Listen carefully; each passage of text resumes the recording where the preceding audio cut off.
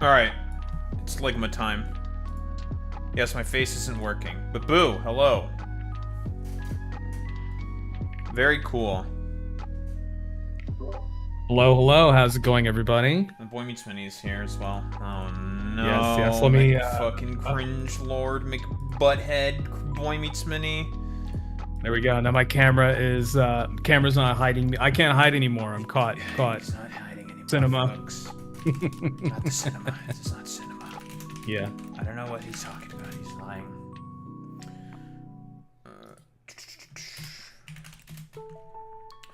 I forgot to add you. God damn it! The title's too long now. Son of a bitch.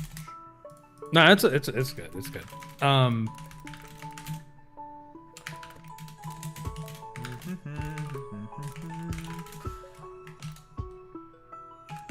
I just pinged my Discord as well. Hey, I'm live. Come over. By proxy. Yes.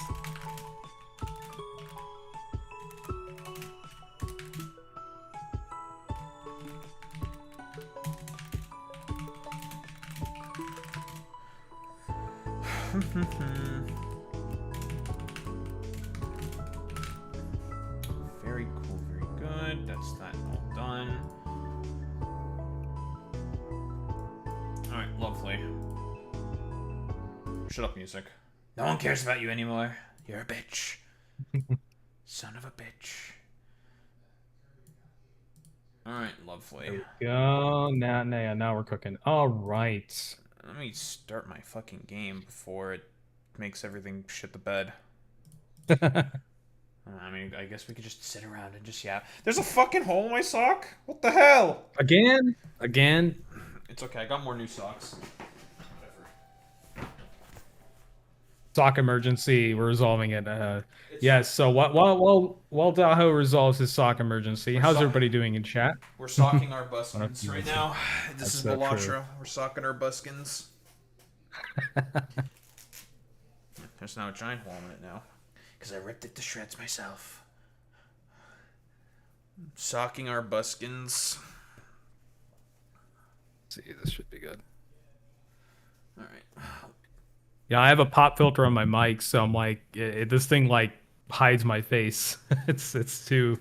We have the same mic, but I have like a shock mount and everything. I was about to say, are you trying to like Leafy Max or something? But Boy Meets Mini, you have a chin. That's true. So I +1 for me there. Yeah. But yeah, I mean, it's not fair. Well, I'm gonna be honest, Boy Meets Mini. It's not hard to have a lot of pluses over fucking Leafy's here. that's true. That's pretty easy. But yeah, honestly. I mean. Well, for sim racing, I have this mount because when I'm racing, you know, this whole thing shakes, so this like absorbs a shock, and you know, you don't hear anything, and then the pop filter is good for you know, for that. But yeah, it's huge. We have the same mic. You're saying it's huge? It's huge. Yeah. Yes. Let's just wait and see. Time to play the YMCA song. Anyways.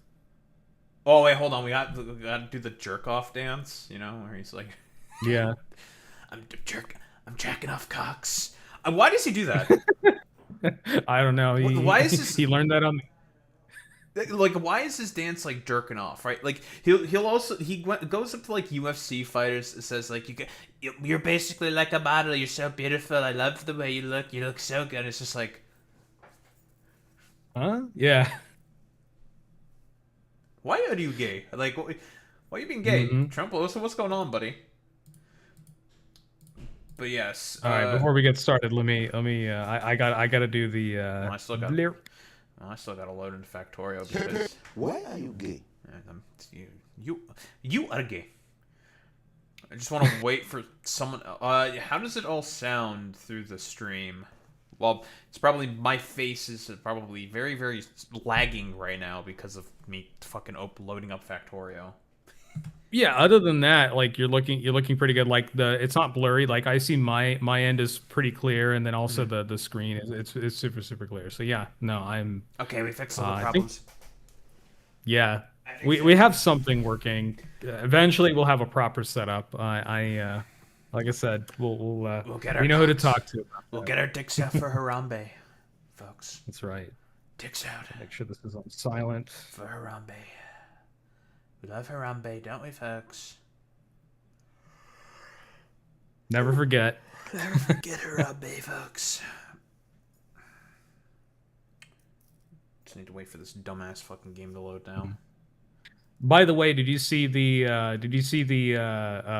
what I built today? The pedal rack that I built for my Yeah. racing stuff, All I my know is CRT stuff. there's like a bunch of stuff going on there. I don't really like question it all that much. It's like there's some stuff going on there, you know. I mean, Yep. eventually, once I do get a fucking goddamn job, I have like another computer, so I'm probably gonna do like some double PC setup thing. It's my dad's old computer basically that he Ooh. used to have. After I cleaned it up for him, basically, he was just like, I was like, why throw it out? I mean, it's a perfectly good computer still, it's still serviceable, and I'm just gonna use it for like probably like mostly streaming through OBS on that second PC. So want to do the dual PC Mm, thing. So then, like, I don't have the stresses and fucking problems through there. I'll just have to figure out how to make it work, basically. Time to get rid of the get rid of the audio. that's right. That's right. Yeah, I'm gonna turn the Discord stream down to 720 just so it's not it's not struggling. Okay, there we go. The stream I need itself more is up. fine. Okay. Yeah. Yeah, the stream itself is fine. It's not the problem. Let me pull up Discord so I can at the very least see what the fuck's going on with the video myself. There we go. So I can follow along. Son of a bitch. Whoa, scrolling through YouTube comments. What are you, cringe? Yes. I am I always I've been responding to quite a few. It's a recreational sport. That's true. As one should. You have to be racist against the racists. You know. What can So you do? true. That's the only way to win. You got to use their own weapons against them. Exactly. Unfortunately. Um, Alright, well. Zane is here. Hi, Zane. Zane. Oh no, Oh no, we're it's cooked. Zane. It's fucking puto posting. Okay, in that case, Zane Oh, fuck. Zane gets a bunch of these. That's true. That's fucking putis is here. Oh, fucking cock and balls. I'm curious to see how many gigabytes your mods take up for Factorio, because vanilla it loads like this. Not that much, honestly. It's mostly the thing that it Really? takes forever to load is the sprites. That's what Ah, takes a while. What takes a while to load? It's all the sprites. That's the problem. Otherwise, the game itself is like whatever. It doesn't really care all that much. It's just all the sprites, all the differing sprites for all the differing like bumblefuck bullshit is what makes it take really long or not. Yeah, Tupazuzu. we're sending in the Pazuzu. Send him to Pazuzu. Mhm. All right, well, I should be pretty much good to go when you are. Okay. All right, well, let's get her started then. All right. So I had this idea, I guess, for lack of a better term, pitched to me by Boy Meets Mini in the fucking Discord and whatnot, and we are taking a look at quote unquote Gen Z's and its relation to traditionalism, because we've been seeing quite a bit of a trend, shall we say, online of a lot of Gen Zers embracing like a return with a V to traditionalism in a way, basically. And the argument that's being laid out here by someone named Ashley Ember. So of course a preamble. Now, have I ever engaged with this individual's content before? No, I have not. But this was pitched to me by Boy Meets Mini, of course, as I mentioned earlier, and we've been seeing this trend, like this, shall we say, trend of like what trad wives and all this nonsense. And I believe the video that I think is similar to this is one by God, I'm blanking on the fucking name. It's the dude who talked about the pickup trucks that we initially took a look at, and also who talked about generational wealth, like about like uh parents not understanding the current job market or something. God, I'm blank on the fucking name of the dude, but it'll probably come back to me at some point in time. I'm really Yeah, terrible with I names. I gotta look back in the catalog, but anyways, Yes, yeah, yeah. In yeah. any case, so basically, that was the immediate video that I started thinking of because he also talked about a lot of this like Gen Z tradition of like wanting to return with the V to I don't know, um, of like traditionalism and all this like gobbledygook that a lot of like Gen Zers are generally speaking engaging in. And of course, like the conservatives are going to say it's like because oh, what do you mean? It's because the kids they yearn for the culture for that type of culture or something. I don't think that's really the fucking case at all, right? A lot of this is being born out of something. I don't think like Gen Z is inherently traditional or whatever. I think the biggest problems with Gen Z inherently mostly stems from the fact that they don't have any fucking goddamn the money, to be quite honest.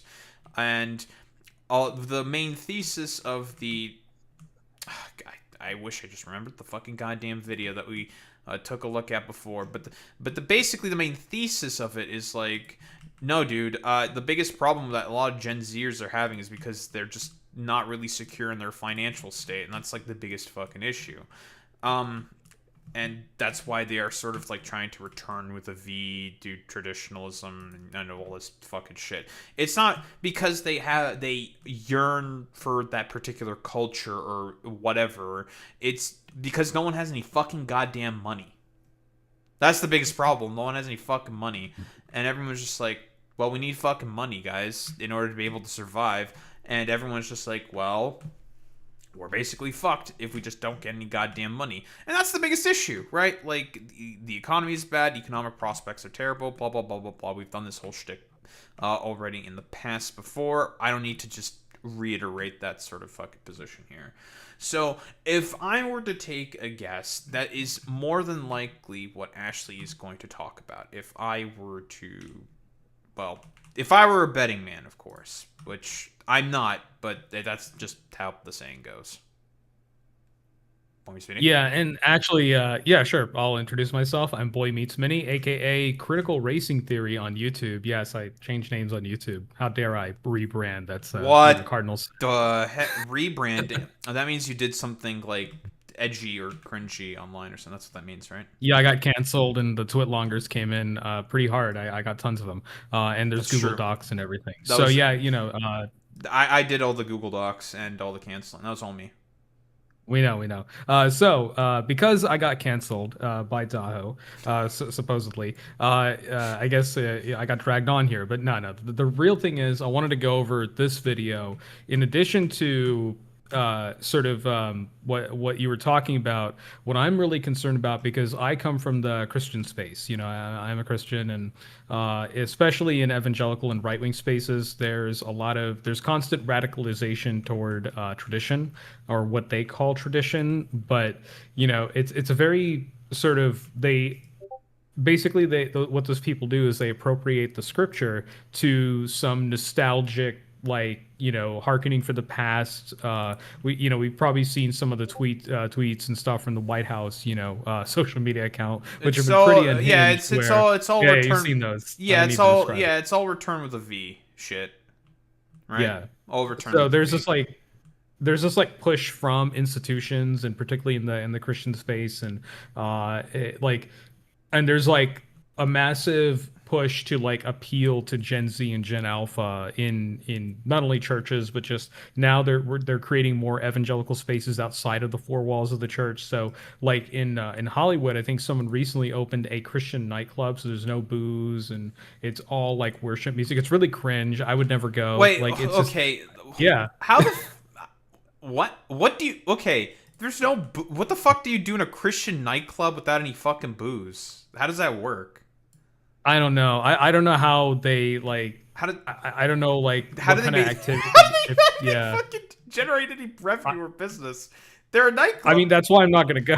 I mean, I don't Doesn't even drink, and it's not fun. It's not a fun atmosphere, And I don't even drink. Like when I go out, I avoid alcohol. But yeah, I mean, it's just like they sip it they're on that trying to holy like juice? That's true. That's true. Yeah, yeah. They're sipping on the Welch's grape juice. It's so true. Because they don't actually use wine for communion. So, anyways, yeah. So there's that going on, and there's all this like a push for Gen Z to return to tradition. I've covered some content creators on my own channel, on my Twitch as well, about those who people who are like wanting to return to like traditional feminine roles, or men who, yeah, obviously there's the whole like incel universe. We've covered that, but yeah, there's like this I've seen with Gen Z and Gen Alpha, because I'm a millennial for context. I'm Cringe. mid late 30s, old, yeah, old, Old, yeah, old. He's old. old, He's old. yeah, soy point, he's old, He's yeah. Anyways, old. but yeah, my point is that the as a millennial, I see this and I'm like, man, I guess is my generation the most woke? Like, I don't want to do like generational, like, I guess I don't want to generalize, but like, I feel like millennials are the wokest and the best and the greatest. We're the Uh, greatest, folks. yeah, yeah. We're gonna save the world. Okay, I'll say it actually. Unfortunately, I don't know if. Okay, I don't know if unfortunately is the correct term to be necessarily using. Yeah, millennials are the most woke generation. I told you, you heard it here first. I'm right about something, Wait, Romance. So wait, I'm a fucking millennial though. Well, I'm a zillennial. I'm close enough, right? you're in. We will. You hate on Gen Z enough I to do hate a lot of escape Gen that label. Zers. It's true. Yeah.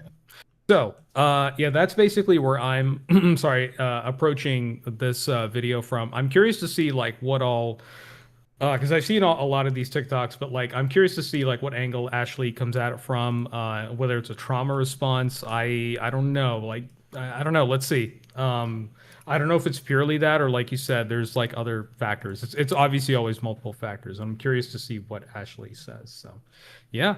Let's get into Without it. further ado, let's get into it. Looks like we're starting with the TikTok. Oh boy. Oh boy. Let's go. Oh boy. Don't know if it's me or if it's the world. Everywhere I look, like everything in my life, I just want it to be old again. Grandma hobbies are officially making a comeback. Everyone just wants to stay in all the time and be an old lady. It's not that deep. It's just a spring dress. Completely ignores how trends reflect our current political moment and how aesthetics and ideology are connected. 2026 is a write-off. It's going to be a year of high energy costs and inflation. I just filled up my car with gas. $55. Nearly 80% of Gen Z Horse and buggy. Oh my god. millennials are using survival spending just to pay for basic needs. Should we start stockpiling food personally at home? Okay, Knowing like that people are about I just want to like stop it for a sec because I know I've seen Hmm. some like people knitting, for example.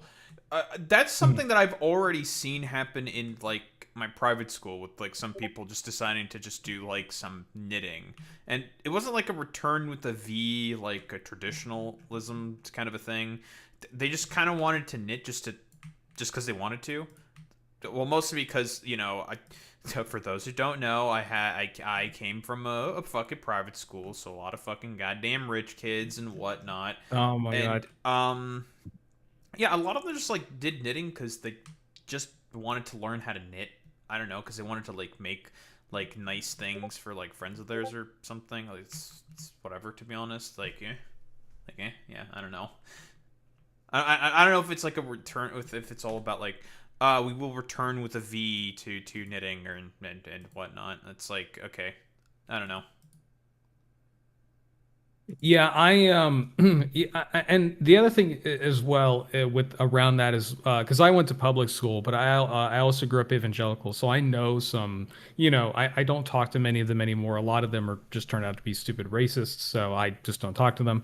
And so some of them I stayed in touch, and like they some of them like tried to live this very traditional lifestyle. Like they get married at 20, they to somebody, and then the marriage is really really tumultuous, and then they end up divorcing at 25. Like every person I know who got married young divorced, all of them. I don't think any of them lasted.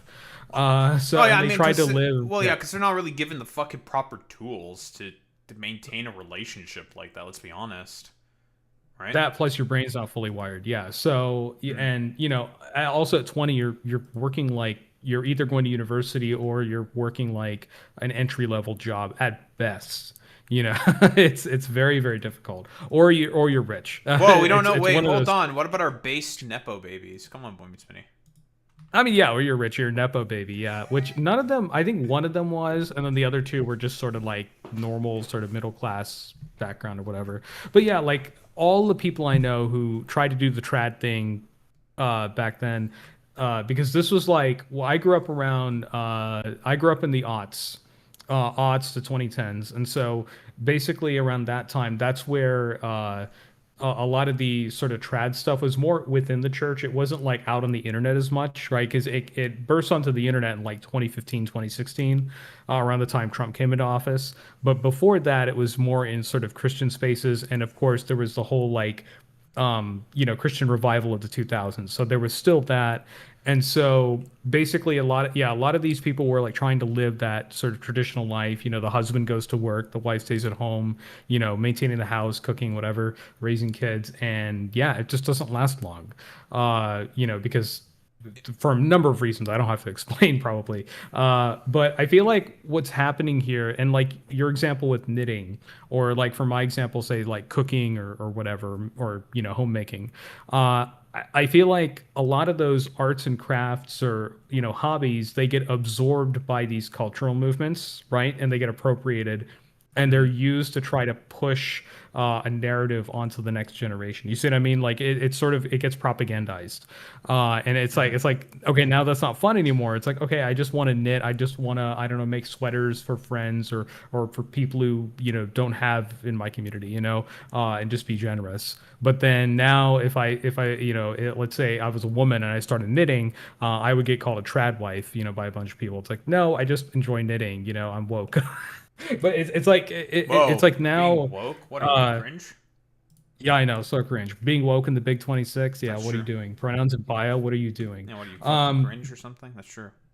Yeah, but final point, I guess, with this is like I feel like a lot of these sort of hobbies. I mean, these things are good to do. Like for example, I'm not. I mean, the fashion stuff, but like, yeah, okay.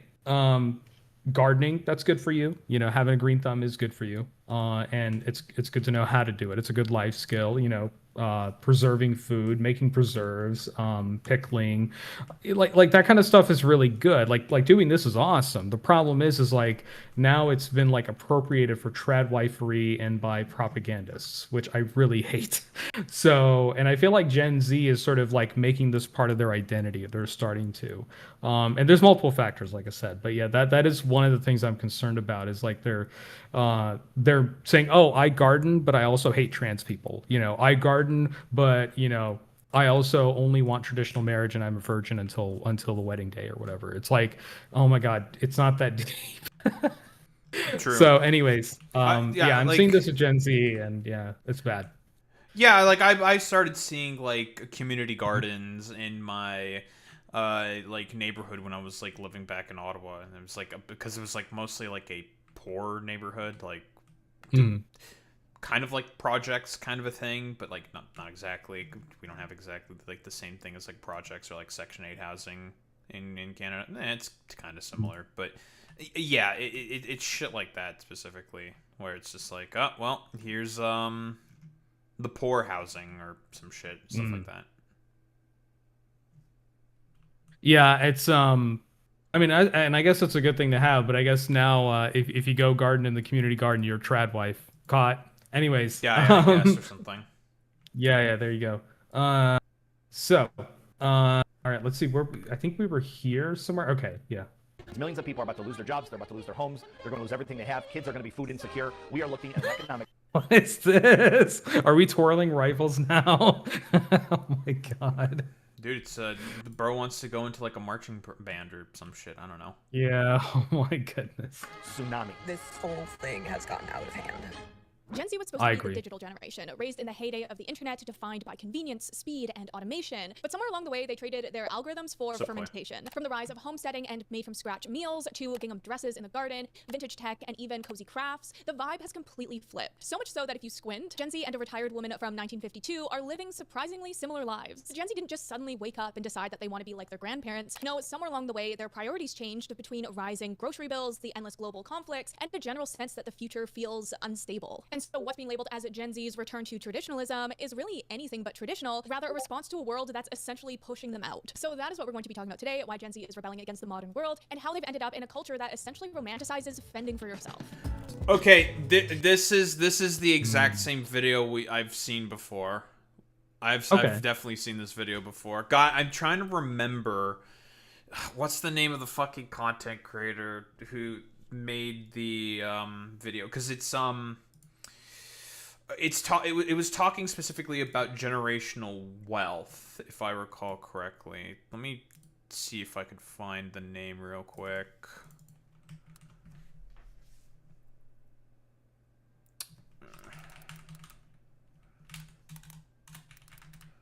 Yeah, I think I've just pulling it up here. I believe it was this video. This was a while ago. The financial diet. That's who it was. Yes, it was the financial diet. No, it wasn't the financial diet. Okay. No, it was not them.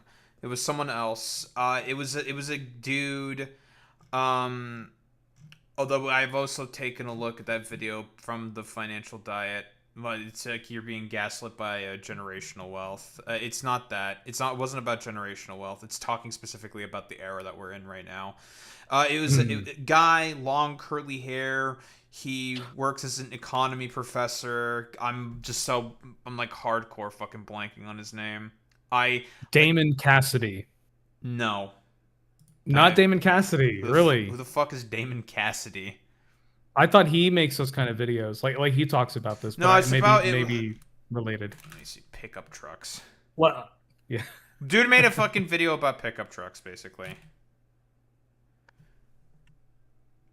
Urgently Firing. There we go. That's the name of the guy. It's that dude. Okay. Urgently Firing made basically the exact same fucking video about generation, how Gen Z, as a byproduct of all the unstable sort of situation right now with the global conflict, gas prices, the economy, yada yada yada, and the fact that Gen Z is potentially slated to get a massive increase in that wealth because of the boomers mostly dying off, for example, right? Mm-hmm. That's what's happening. Yeah. And Urgently Firing is hitting on basically all the exact same points, talking about a lot of Gen Z is doing this return with a V to traditionalism and whatnot. And it's not a byproduct of the culture shifting, as most conservatives would say. It's not. No. It's not because of cultural shifts. Maybe for some of them, yeah, sure, but no. It's socioeconomics is what it is in reality. And Urgently Firing went through a ton of differing statistics as to why, a Gen Z feels like they are in desperate throes, I'd say, for lack of a better term. Yeah, and it's just I'm just curious, because again, coming from Christian spaces, I'm just curious as to why these older aesthetics are making a reappearance. Is it I guess maybe they'll talk about it here, but I feel like this is taking hold in Gen Z because they, I guess, want to rebel against the tech industry as well to a degree, right? Because technology has not served them, right? It's the broken promise of prosperity from technology, and I guess they're sort of this is their Luddite move. I can see that potentially being an angle. I think here's a better way to think of it. Actually, I got a brain blast. Video games. Video games. Lots of nostalgia cuckoldry is done in video gaming all the fucking time, right? Lots of nostalgia baiting. Same with general media. How many movies have been doing live action remakes of old faithful products? How many of them have been going on right now? Going up on Netflix, going up in terms of movies.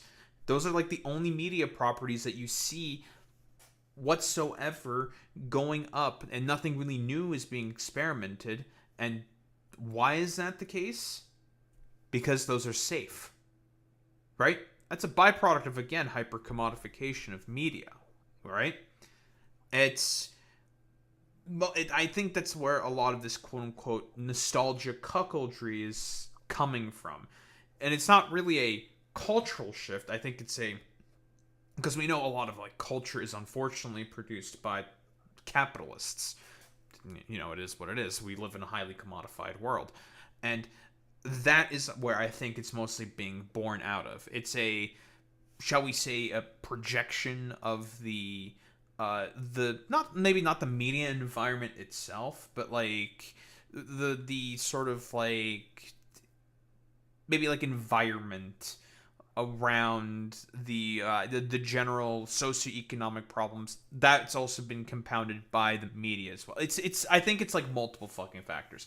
I do think a lot of it is pushed forward by socioeconomics, but I think it's also like this sort of like return with the V, like fascistic, like nostalgia culture thing as well. I think that also has like a huge fucking play into it as well.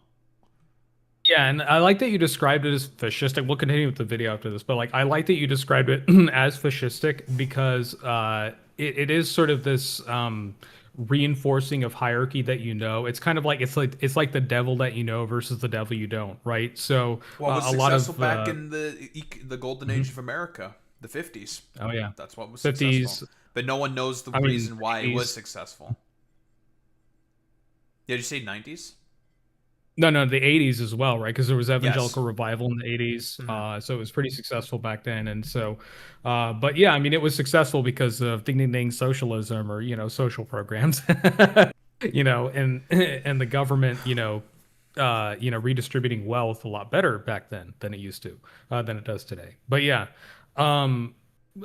I feel like people are. I feel like with, like you said, this fascistic sort of grasp for control, right? I guess in one's life, and also for everybody to be sort of the same, right? For everybody to be sort of cookie cutter of each other. So, there's no diversity, only comfort and sameness, and like you see how I think there's been some recent videos about like how there's less color in everything now. Like if you look at the color palette of modern media overall and graph it, it's narrower, right, than it used to be.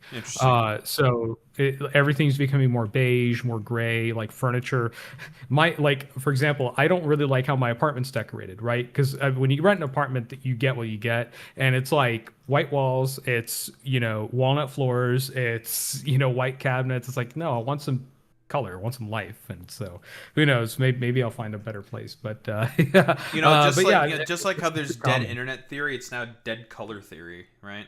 Is that like a meme or something? I don't know. Something like that. But anyways, yeah, there, like, all this stuff is like coalescing, and it worries me. Yeah, that's true, Clay. There used to be color on a lot of cars. That's actually a really good point there, Clay. I'm gonna be honest. Last point there, but yeah, a lot of it, I think, has come from fucking automobiles, right? Like, that's think about it. Yes. Think about it. Like, cars in the 1950s used to have so many fucking colors and everything, and where's that gone? But good luck getting a fucking custom color on your I don't know, fucking car now, right? Like, that never happens, right? That's not a thing anymore. Yeah, dude, I drive a bright orange, bright yellow Mini Cooper, and I stand out like a sore thumb. But it's also cool, so I'm cool with it. So that's true. Anyways, let's continue. Grandma chic. Oh boy, I'm already feeling old. So if you haven't been keeping up with the times, living like our grandparents is the hottest trend with the kids right now. What did I do at the weekend? Oh, I had such a lovely time. Started my new book. I do also love a coffee, but it's got to be decaf now. Yeah, I don't sleep. Oh my God, I hate to see younger people go through. Just as an older man, as somebody older, I hate to see younger people do this to themselves. Like, dude. Impact on culture. This one seems different because it's not just a trend, it's a shift in lifestyle. We see it influencing current fashion trends where clothing is shifting towards more modest forms. Yeah, that's definitely a thing as well. So modesty, this whole push toward modesty, by the way, I mean, obviously a lot of it, I mean, yeah, from the 1950s, but like the maintenance of it and trying to push it back into mainstream culture, like the right wing has been trying to do that since the 70s, because the 60s and 70s you had the sexual revolution and the Me generation, right, with all the like colors and fashion and all that stuff, and more open expression of let's say if you're queerness, right? So now it's like a lot of clothing now is modest, it's monotone, it's it's not as form fitting, it's sort of it's the silhouette's a lot simpler, etc. Like, I'm talking fashion terms, I'm sort of going a little high fashion there. Yeah, okay, Vosh. Yeah. Okay, boss. Yeah. Except I don't. Except my hard drive's a lot better, cleaner than his. much cleaner than his. Whoa, So, not the anyways, taxes that drama folder. aside. Yes, I know. I don't have a taxes folder. So, anyways, I've seen that clothing is getting less colorful. It's funny because actually, just personal story. For my birthday, I went out. We had some dinner with family friends, and I have this like I got it in India. It's like this really it's a really colorful sort of Indian style like shirt. It's kind of like a hybrid between like traditional clothing and Western clothing. It's cut a little shorter and stuff than a long like kurta or a long gown basically that men over there wear. But it's like embroidered and everything, and I wore it out, and people were giving me weird looks. I'm like, or some people gave me like, oh, that looks really good, and then other people were giving me like strange looks, like, what's he wearing, and like everybody there was like wearing white or wearing gray or brown or whatever. It's like, and I was like the one like I guess dash of color in the room, and it felt really really I felt really out of place. Like as much as I like wearing clothes like that, I felt so out of place. And doing that, it was a very very strange feeling on my birthday of all things. But, They thought you were metrosexual posting or something. I bet. Yeah, or some shit like that. What? They were like, "Why are you gay? Why Are are you gay? Why are you gay? Who says I am gay?" You are gay. By the way, I'm ace. For anyone wondering. So yeah, I have seen that, and yeah, this is something even here in LA. In LA, LA is known for colorful, sort of forward-thinking fashion. Even here, it's pretty bad. Well, I think also another thing with it is that a lot of clothes made back in those days was way higher quality. Yes. Way higher quality in comparison to what's now. Listen, we're bringing in the fucking Marxist analysis, guys. Like a fast fashion and its fucking consequences. Wait, Daho, are you telling me that everything being hyper commodified in the way that it is making it such that people want to return to a V to like higher quality stuff? No, people actually want to have high quality fucking items that last for a long time. But unfortunately, since we live in hyper commodified fuck yousville, actually no, everything has to like instantaneously like get wrecked after like maybe like a couple weeks or two, so then you can go back to the store and buy some more cheap fucking clothing because it's all about turning a profit. Oh yeah, and it's almost like we're going back to like the days of like Clay talking in YouTube chat about automobiles. We're almost going back to Henry Ford, like way back in the speaking of fascism, Henry Ford. We're almost going back to those days where you can have it in any color as long as it's black. It's essentially what's going on. Yeah. So. But anyways, yeah, I'm noticing this in a lot of things, and yeah, when I'm wearing colorful stuff or I'm out there driving a Mini Cooper amongst like a bunch of gray Tesla SUVs, I stick out. So yeah, fucking Teslas and shit. There's too many of them here, bro. God. Anyways, yeah, they look at you like a poison dart frog. Exactly, they look at you as poison rather than, oh, that guy's having a good time. He's a fun guy, whatever. Or they're a fun person. Like they look at you as like. Almost like an anomaly. It's really sad. Yada yada, the byproducts of a low trust society and shit. Oh yeah, very low trust. Since, I don't know, the 60s, I'm assuming, dresses are getting longer, blouses are back in fashion, and hair bows are a must-have accessory. So much so that it's split down into the fast fashion brands like Shein and H&M, all pushing frills, puffy sleeves, and flowing skirts in their latest drops. I am Exhibit A. All pointing to the little house. We live in the Fallout universe, don't we? Retrofuturism, baby. On the prairiefication, if we can call it that, of the modern woman, who's hypnotized by the highly polished, idealized homemaker. Oh, I recognize this. I know this motherfucker as well. I know her as well. Didn't she like make a fucking Coke by hand or some shit? Yeah, she made like she like homebrewed soda or something, right? I'm like, it's like, dude, that's just like so much fucking like, I mean, listen, more power to you, bud, but like, god damn, that looks like so much fucking work for. I'd rather really make lemonade. I'd rather lemonade's easier. There's so many easier things that you could make. Like honestly, like okay. Homebrewed fentanyl. I mean, that's already a thing. Yeah, listen, fentanyl's already being homebrewed. Okay, that shit's already homebrewed. Yeah, just go to the just go anywhere. Go to Go the to New central. Mexico So and there's find your bald chemist. yeah, or I mean, just I mean, there's coastal California, but then if you go inland from coastal California, that's the sweet spot for that. Okay, I'm just telling you right now. Not that I consume any. I don't know. But yeah. Why do you have that information, Boy Meets It's a little Yeah. sus. Listen, you live in California long enough, you figure out. Oh yeah, that's Bakersfield. You know, yeah. Kind of sus. He's a Fent Maxer. Literally Trevor from GTA 5. Unironically. Yeah, I caught. Anyways, creators like Nar Smith and Hannah Nealman, who have risen to the rank of the most influential women online over the past few years. Hey. Good day. What a lovely home you have. It smells of additives and preservatives. Can I get you anything? Just some water from your well will do. Going further into this movement. oh my god. I mean, it's I get it. It's kind of it's an act or whatever, but still, it's everywhere. You also have to live in a cottagecore dream of a home. I swear no shift has ever felt more dramatic than the whiplash of going from millennial gray homes to today's Nancy Meyer inspired cozy knick-knack filled interiors. This is without a doubt the I wonder what okay. I wonder what these people would think of solar punk. They might call it woke. I don't know. They might like it.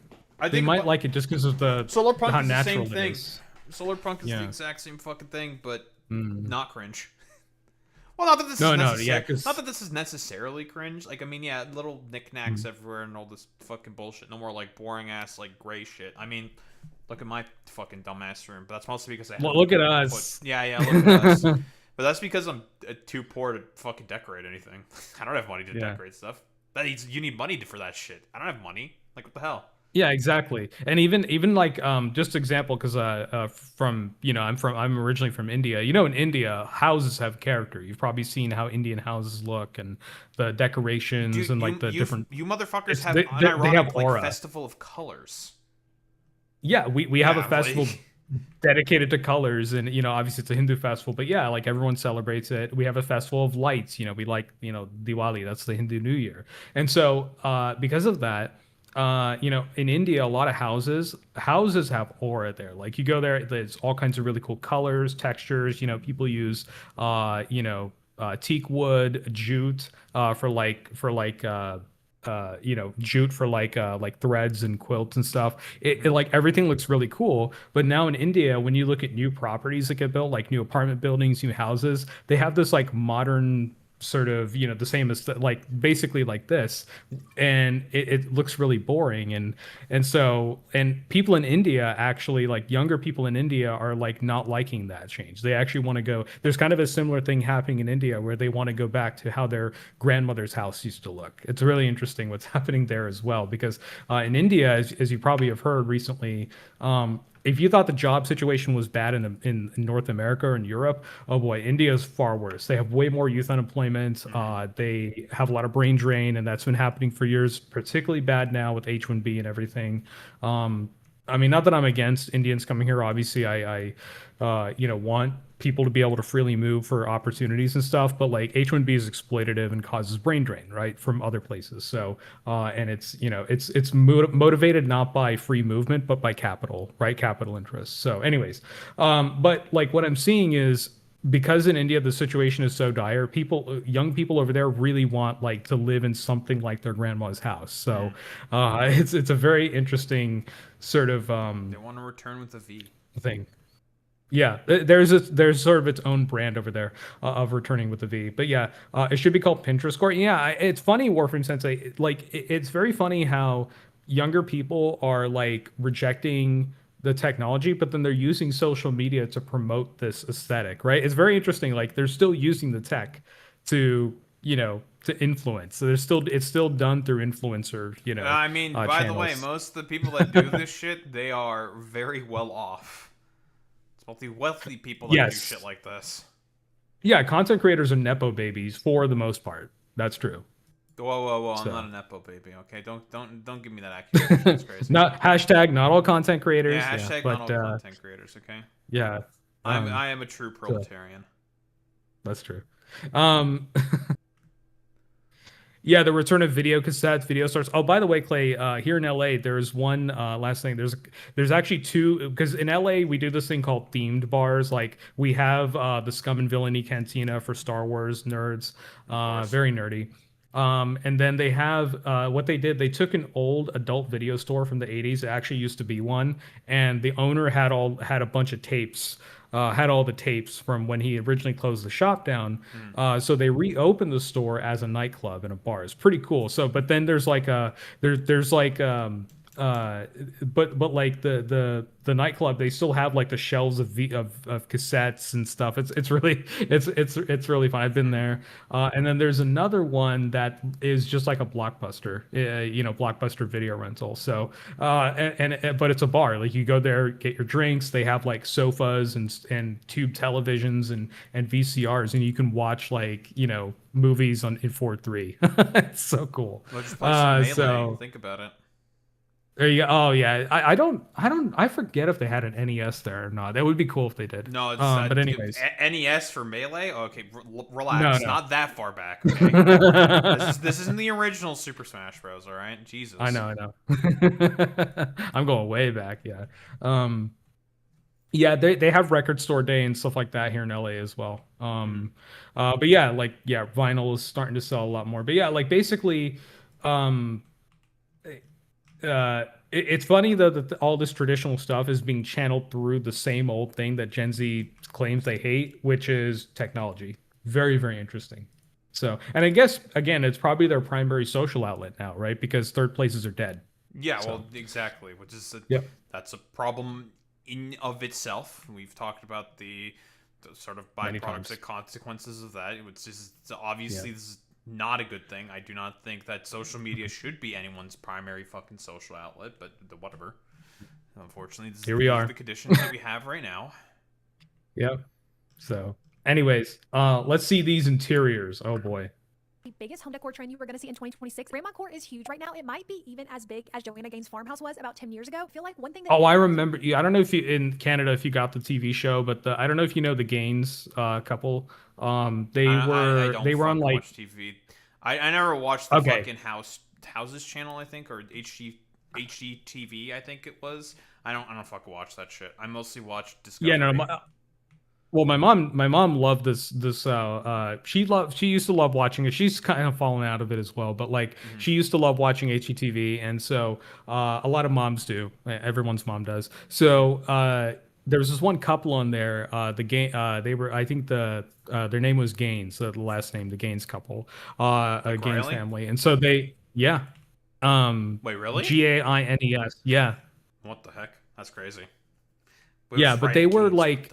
That's crazy. Yeah, but they were I forget the original name of their first show. They did a bunch of spin-off shows. So basically what their business was flipping houses, and they were in like Central Texas somewhere. I think they were in like Austin or somewhere like that. But they were flipping houses for people, and so that was their business. And so they had like a design studio, and their aesthetic was very much this. They were like and this is like you're talking late aughts, 2010s, that era, like basically during Obama era, right? Obunga. It was around that time, and so it's funny how we talk about eras with presidents. Very funny. But it was during the Obama era, Obama years, and so they were flipping houses with these kind of aesthetics, or like countryside, like Texas Roadhouse aesthetics and things like that. And it was interesting because I feel like they were like the sort of on the ground floor of this whole like return to tradition with the V. I think they were some of the first like mainstream to really push it with design, because it's like everything else at that time was becoming minimalist, and they were fighting against that. I remember that, and that's what this reminds me of. But yeah, that's sort of, I guess, the source of it, or one of the sources. Right. Yeah. Universally itching for in 2026 is spaces that feel more unique to them. This is never more evident than in the flood of hate comments on any video where someone paints over natural wood with white. A word. Oh yeah, if you paint anything white, you get tons of hate now. Whoever painted these beautiful solid wood doors in my house, I'm mad at you. But in their defense, literally everyone was doing this in the 2010s, so much so that it was practically a religious practice to walk around garage sales with a paintbrush in hand, ready to whitewash anything with character. And going Oh my God. Yeah, which I also hate that, like, have some color, it's good to live. I like to live in a colorful space, although I haven't been. That's probably why I'm not the happiest. I don't know. You've noticed that thrift stores have seen an uptick. Well, I mean, that's partially the economy, but also that's like, like yeah, the people are buying old that's been a clothes and thing for a stuff. while. I've been even in like my fucking times Thrifting's during huge, private man. school and with like the private schoolers that I fucking knew, they would thrift all the fucking time. A Zenith monophonic color TV from 82. Nice. I bet you find a ton of Trinitrons there too. Those are some of the clearest tube TVs you can get. Like that was like right before flat screens came out. We had a Trinitron for years, and that thing was amazing. So.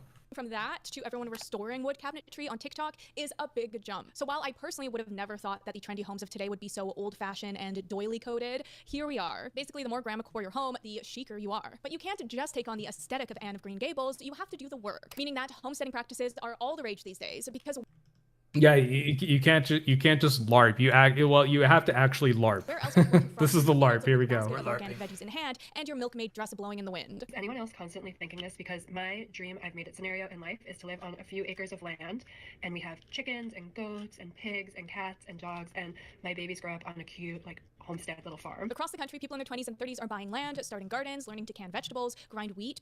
Well, okay, I don't know that a lot of people are buying land. We're returning to serfdom. Let's go. Let's go. We're returning to the Tsarist era Russia. No, I'm just kidding. But, well, are we? Oh, we're kind of already there. But yeah. Well, I don't. How many people are really buying land though, or are they just like inheriting land from like family? I'm wondering. Like, it's probably just like the top 10% of people in their 20s and 30s. Probably, like most Gen Zers they can't even think about buying land, let alone a condo. So yeah, no, I feel like this is top 10%, and they're like the sort of influencer class, so to speak, and then everybody else is like there's sort of FOMO about it. I think what's happening is there's a lot of FOMO around this. With most of Gen Z. Well, I mean, it's like also they want to own a fucking home like own a home sort of in like the middle of buttfuck nowheresville because it's where it's cheaper. But then they do like, okay, funnily enough, Vosh has talked about this concept before, where all of the it's actually like very much so the opposite way, because I guarantee you, the people who are expressing this opinion of wanting to return with the V, city kids. Oh yeah, there's like a backlash. Yep. They want to go out and live in the rural, unironic, like third world shitholes that exist in the United States of America. I do not apologize. Fuck you, rural.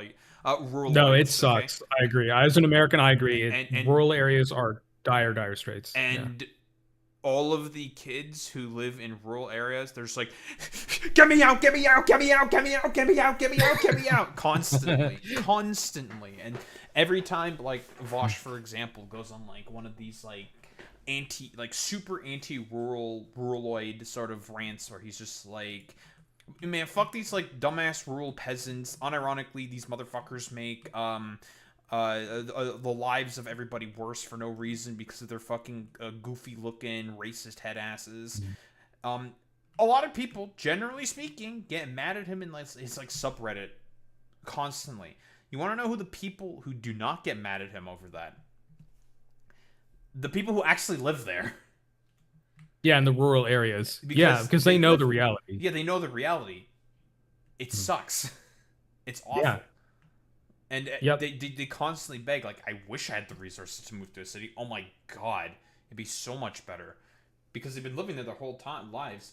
And it's just it's either like, I don't know, like electricity shit, like the plumbing's bad, everything, it's all old, it's terrible, it's barely kept up. Because there's no reason to keep it up, because there's no money to be made in that fucking area. It's poor. It's highly underinvested. Good luck having any job prospects in that fucking area. Hey, city dipshits, guess what? You want to live in those fucking rural areas? That retro shit you want? Good luck fucking finding any fucking work out there, okay? You're not gonna get shit. Guaranteed. But all these motherfuckers are just like, I want to return with the V to being like a rural trad wife or whatever the fuck. It's like, yeah, they want to live a Lifetime movie, which isn't real. Lifetime movies are not reality. I'm sorry. they want to live a Lifetime movie, you know. Yeah. It's very sweet, it's very cringe, and I hate it. I wonder if we're seeing this effect in the suburbs too, because I wonder if like a lot of kids just want to get out of the suburbs and like, ditch the sort of very super convenient lifestyle that the suburbs give you and reject that and go out to the countryside. I wonder if there's that effect too, because I personally I grew up in the suburbs and I went in a very obviously very white, being a brown kid in a mostly white school, and so the thing there is like I wanted to go to the city, and now I live in the city and I really like it actually. I like it, the city of LA. Now, is it New York? No, it's not Afghanistan. I wish one day, inshallah one day. But the thing is that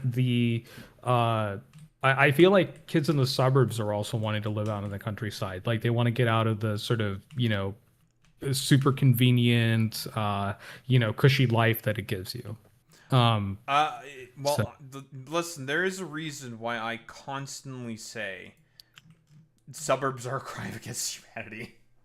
Oh yeah, absolutely, 1000%. Like we're social creatures, and suburbs are highly socially isolating. They are a crime against humanity, like unironically, and that's what it's produced. It's this, trad LARP. Mm-hmm. Yeah, people just want to live life. I think underscoring all of it. Yeah, people just want to live life, but they're like channeling it through all these aesthetics and stuff. Yeah. Yeah, we should probably keep going.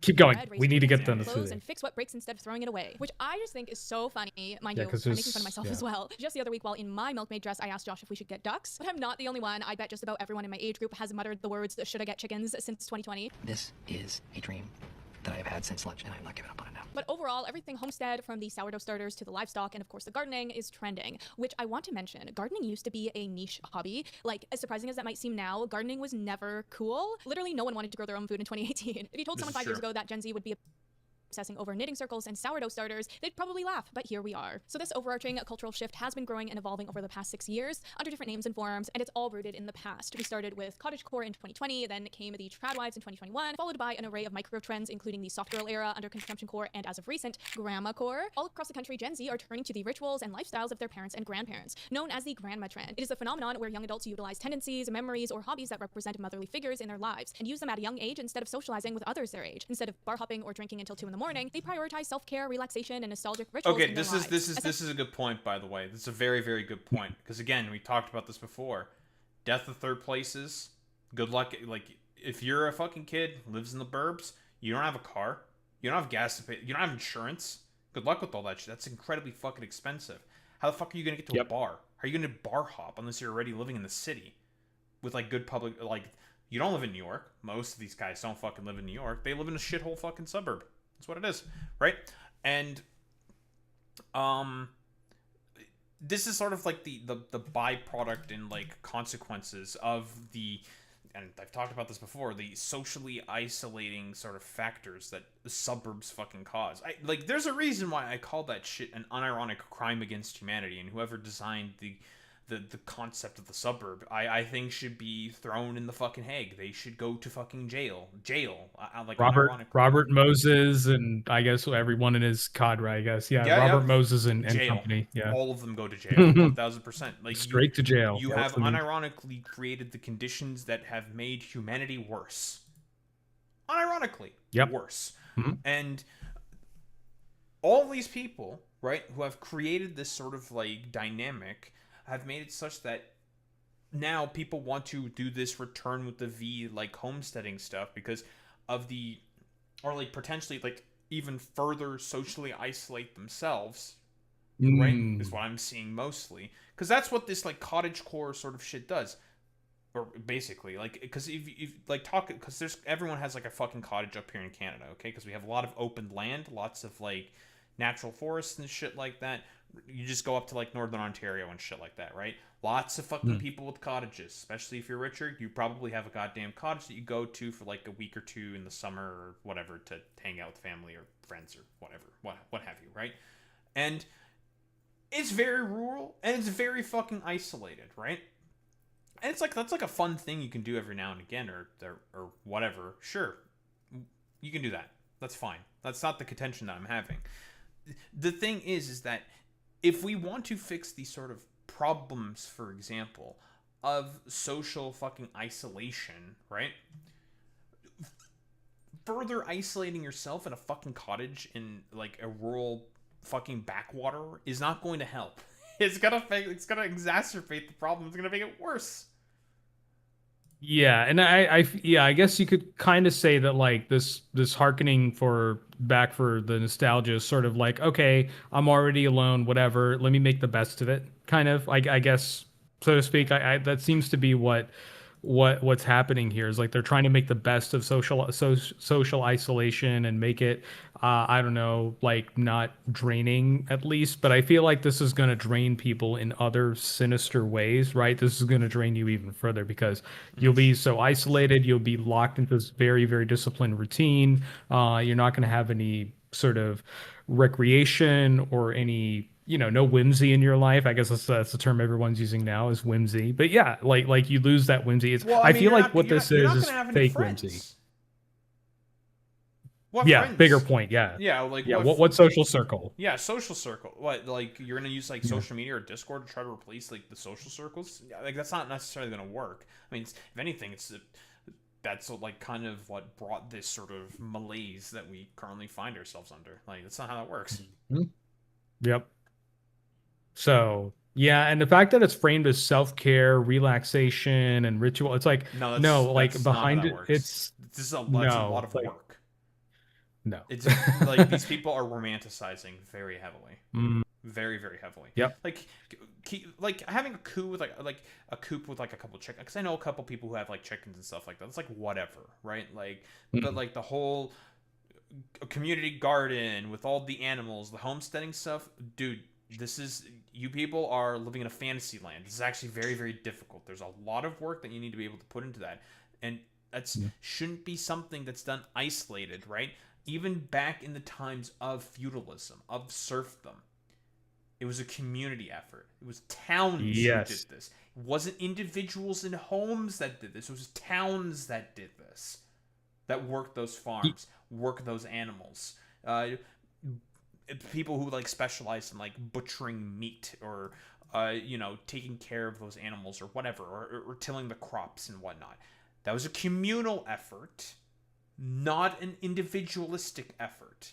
So we're doing the whole sort of like American like LARP shit of like, individualism and all this fucking nonsense. It's like that's not how this works with this particular sort of environment.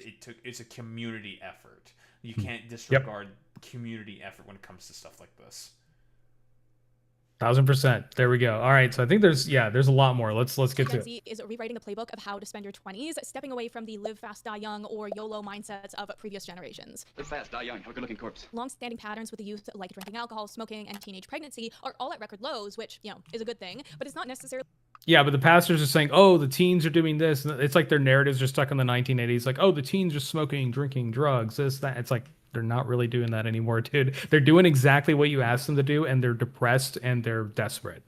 Like, so, I feel like clergy are really to blame here. Like, I am not going to be soft on them for this at all. Like, they are really to blame in a big way, especially in, more suburban and places or more like red states, quote unquote, so to speak. Yeah, clergy are a big factor in this because clergy, obviously, with Christian media, there has been like, even if like our mainstream media is more secular, there is a lot of, especially now, it's sort of coming back, of this sort of Christo-fascist influence in the secular media that's infiltrating in a lot of ways. And so I feel like this is one manifestation of it. And so like now the pastors will say, oh, why are they not they'll be like, oh, my son or my daughter, they don't drink, they don't smoke, they don't have any bad habits, but they also aren't married yet. And it's like, my mom unironically does that shit as well. I know. Yeah, she does that shit constantly. Yeah. And it's like, okay, you taught them how to isolate themselves so much that you wonder why they're not looking for anyone, or they don't have community or anything, they don't have anyone to talk to. It's like, so yeah, I think they are definitely to blame. I will not hold I blame back on Nancy Reagan. That's who I choose to blame. Fuck you. So true. Fuck you, Nancy Reagan. Fuck you, Billy Nancy Graham. Reagan. Fuck these people. I hate them. Yes. And you should hate them as Yep. well. Mm-hmm. Yeah, only 27% of men report having 6 or more close friends. 15% have none. Oh, that's bad. Yeah, there's a lot of isolation, particularly for men, but yeah, it's like across the board. Like isolation, I feel like is increasing across the board, even for women. So that's not good. Coming from a wholesome place of a generation-wide push to better themselves, it's simply that their current lifestyle doesn't lead to these outcomes. We know a big influence on this is the loneliness epidemic, where they just literally aren't going out with friends, but also in how they are the most health-conscious generation yet, often latching on to whatever health trend is popular. This probably, and with Maha and, well, I guess not so much Maha, but a lot of like alternative medicine, quote unquote, is catching on. This could be part of the reason why it's catching on as well. Hyper-focusing on seed oils, protein powders, He is a liar, as you say? Well, absolutely. Why did you work for him? Savannah, slow down. On top of that, all the hottest Gen Z hobbies these days are primarily home-based and often stereotyped as grandma hobbies, like knitting, birdwatching, puzzling, gardening, and baking. I swear everyone on my Instagram right now is knitting a sweater. And so putting all of that together, for most of Gen Z, a quiet night in and a good night's sleep often wins over staying up all night partying. As this Gen Zer shares, it's 8 p.m. on a Friday. Dinner of spaghetti and meatballs have been cooked, served, and put away. The kitchen has been cleaned. I have showered and moisturized and settled down on the couch with my crocheted blanket and a black Sorry, I have to caffeine stay smart. maple. With a cup of mint tea in hand, made with my blue tea kettle and locally harvested honey, I eagerly turn on PBS to watch my favorite show, Antiques Roadshow. Antiques Roadshow. Wait, Gen Zers. What the fuck is Antiques Roadshow? I need... What the fuck is this? So what it is, they go all around the country to antiques auctions. So people auction off like antique furniture, artifact, trinkets, old like guitars, the, things like that. Like the dude who, all the dudes who like yell really fast, like about like, oh, I'm seeing a bet for this, I'm seeing a bet for that, and they do that shit. Is it those guys, those jabronis? It's them, but then they also show like really old stuff from like the 1800s, or somebody I don't know has some historical artifact that they've had in their family passed down for generations, and they're looking to auction it off, whatever. Like, so yeah, the Gen Zers are watching Antiques Roadshow. That's cringe. They're not even watching anime, guys. They're watching they're watching PBS. That's crazy. They have it in the UK. Yeah, I figured. I mean, the UK has a lot. I mean, a lot of American media. It's really well American media, but they have their own because I mean, people there they do have their probably own have. I mean, the UK is just old. There's old stuff everywhere. No, they LARP like Americans. That's what I say. Yeah. Actually, we kind of LARP like them, right? I feel like this stuff is very Victorian. I don't know if you know what I'm getting at. This stuff is very like rural Victorian era type stuff to some degree. There definitely is some pull from that. If I start watching that, would be out of my history. Okay, Zane. Whoa, we being edgy? Yeah, we're being a little edgy. Whoa, pump the brakes. We're being anti-woke. I'm the only anti-woke here. What the hell? Yeah, this old house. They're watching house flipping, which again, like I said, Clay, back when millennials were growing up, we had all these shows like HGTV and stuff. I feel like it's like recycled again. This stuff is recycled. Well, it's mostly reruns and shit like that. Most of the stuff that like HGTV, like most of the shit's just like fucking reality TV slop.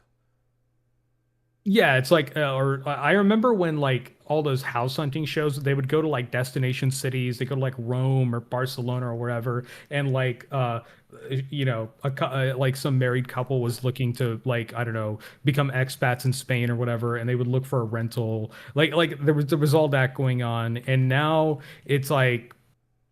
Now it's this old house and Antiques Roadshow and house flipping again, not going some foreign country. Whereas like my goal is eventually it would be cool to whoa, don't live call in another don't call country it legal and do mindset like that. So. That's fucked up.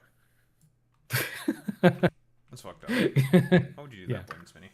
At the ripe age of 20 years old, I embody the routine of my mother and grandmother. Instead of spending nights socializing at the bar or at the club, my nights are filled with comfort and nostalgia, and there are so many others just like me. Do I look like a grandma to you? Because I feel like a grandma stuck in a 22-year-old's body. And then This is sad, bro. That's not a good thing, by the way. You want to know where this constantly happened as well? YouTube comments with like people talking about like older music. This isn't like a thing that's happened before. This is a thing that's happened before, rather. Like the people who say I feel I'm quote unquote an old soul. I like old music from like the 60s and shit like that. Dude, it's all nostalgia cuckoldry. That's what it is. all nostalgic. Well, here's the thing. tree. I also love listening to old music. I listen to like I have What are you, a I've fascist, collected so much That's music. fucked up. Yeah, it's very true. Yeah. Like I'll listen to Hendrix, I'll listen to Robert Johnson. That's like, Delta blues from the 1920s, but I'll also listen to Charlie XCX and stuff like that. Like I run the gamut musically. So, but yeah, this harkening, and also like there's some big music channels on YouTube. Like what's his name?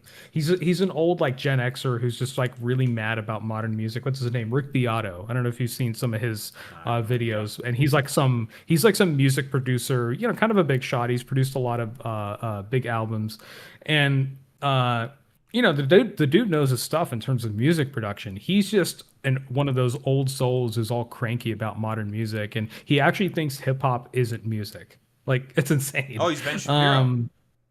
Yeah.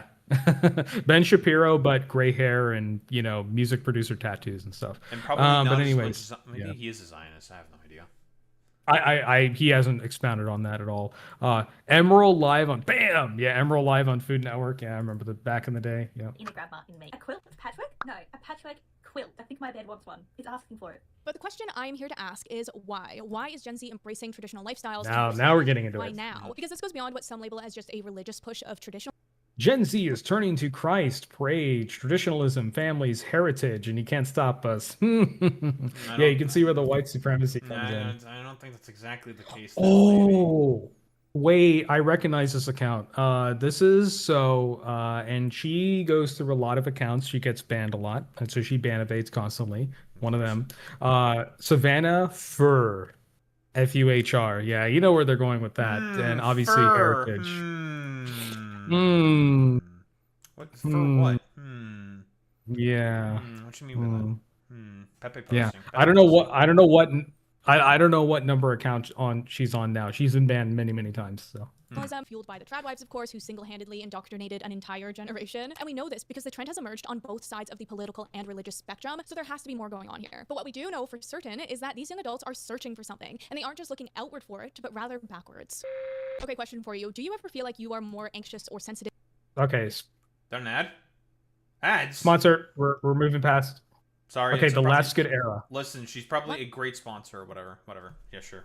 Moving on. Yeah, it's an OCD quiz. Okay, let's move on. Very cool. The last good era. Here we go.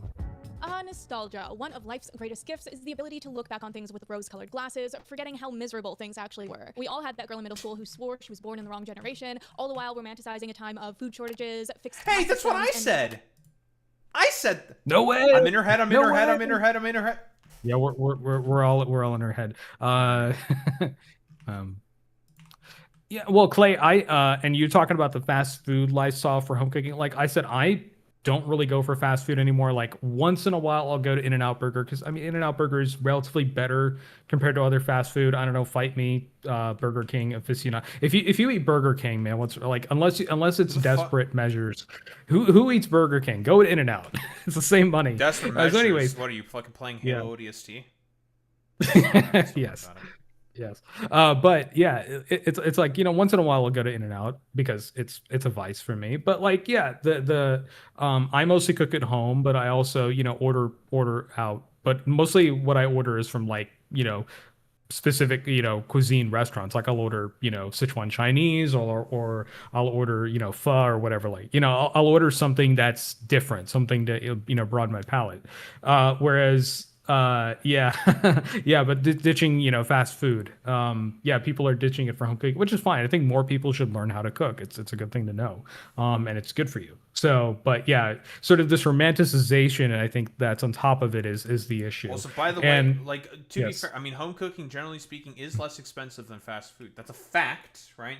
And it's also trying to get away from all of the people who, generally speaking, like Uber Eats everything as well. That's like a very millennial thing. People who like it's too expensive. Yeah, exactly. It's very, very expensive. Like it is cheaper to cook, generally speaking, but even in comparison to say like fast food and the sort of like like the consumerism with food. That's a very, very good point there, Zane. Like escaping that's a good way to put it. Consumerism food. The thing with it is that it's like it used to be like good quality like McDonald's used to have good quality for good fucking prices, and now it's all fucking dog shit. Like, dude, hyper commodification, capitalist realism, Mark Fisher. He's back. It always comes back to Mark Fisher oh my god, Every time. Daho mentioning Mark Fisher yet again. No, I can't believe you would mention him yet again. Crazy. He was truly a prophet of our time. But like, he's Daho's favorite guy, folks. Mark Fisher. Mark Fisher. I don't know what the deal is with him. I have no idea what's up. He seems really cool. I don't know. I have no idea what's going on with Mark Fisher. But this Daho guy keeps talking about Mark Fisher. He loves them. But it's like, it's crazy. Yeah, Taco Bell with the family was $50, bro. $50 US, by the way. That was $50 US, dude. That's Zane, you could have got. insane, bro. You could have gotten biryani. You could have gotten biryani, korma, and naan for less than that for 5 people. I guarantee crazy, it. bro. Like, you can get some fucking good shawarma platters for less than that as well. Guaranteed. Get yourself like 2 shawarma platters easily. That's leftovers. And that's in Canadian money right there. Okay. Mm-hmm. That's below 50 Canadian, okay? So you can tell, like our dumbass fucking Monopoly money, you can probably guess how many shawarma platters you can get with $50 here. But like, what was I saying? Escaping consumerism in food, hyper commodification, right? It's the thing is with like a lot of this like shit where it's just people want to escape that in particular. Not everyone really can. It's kind of difficult, right? Food deserts, those are a fucking thing. The only option for a lot of people, a lot of poor people generally speaking, are those like fast food options. Like what, like a McDouble or some shit used to be like $1.50 back in the day. It was like 600 calories or something. That's really, really good for the price point. If you just looking to just get calories, right? Just to have energy to move on in the day, right? Like, yeah, it's either fast food or you go to the grocery store and you get a rotisserie chicken and a potato salad from the deli for like $8 or something. Like that's Costco. What it is now, right? It used to be Costco, right? Costco, you'd go to get like a big rotisserie chicken and like some fucking salad. That'd be cheap. Like it's like $5 or something. Very, very cheap. And they still do the $1.50 hot dogs somehow. I don't know. Listen, the owner of Costco himself said it's like, yeah, we're never changing from $1.50 hot. We don't care if we're losing money on that. That's dedication. That is dedication. That's based. Yep. Yes, yeah, the thing is, though, Clay, farmers markets and fish stores for fresh fish. That's true. My dad does that all the time. The thing is, farmers markets are still mad expensive. Like, or even like community supported agriculture, CSAs, those are still really, really expensive.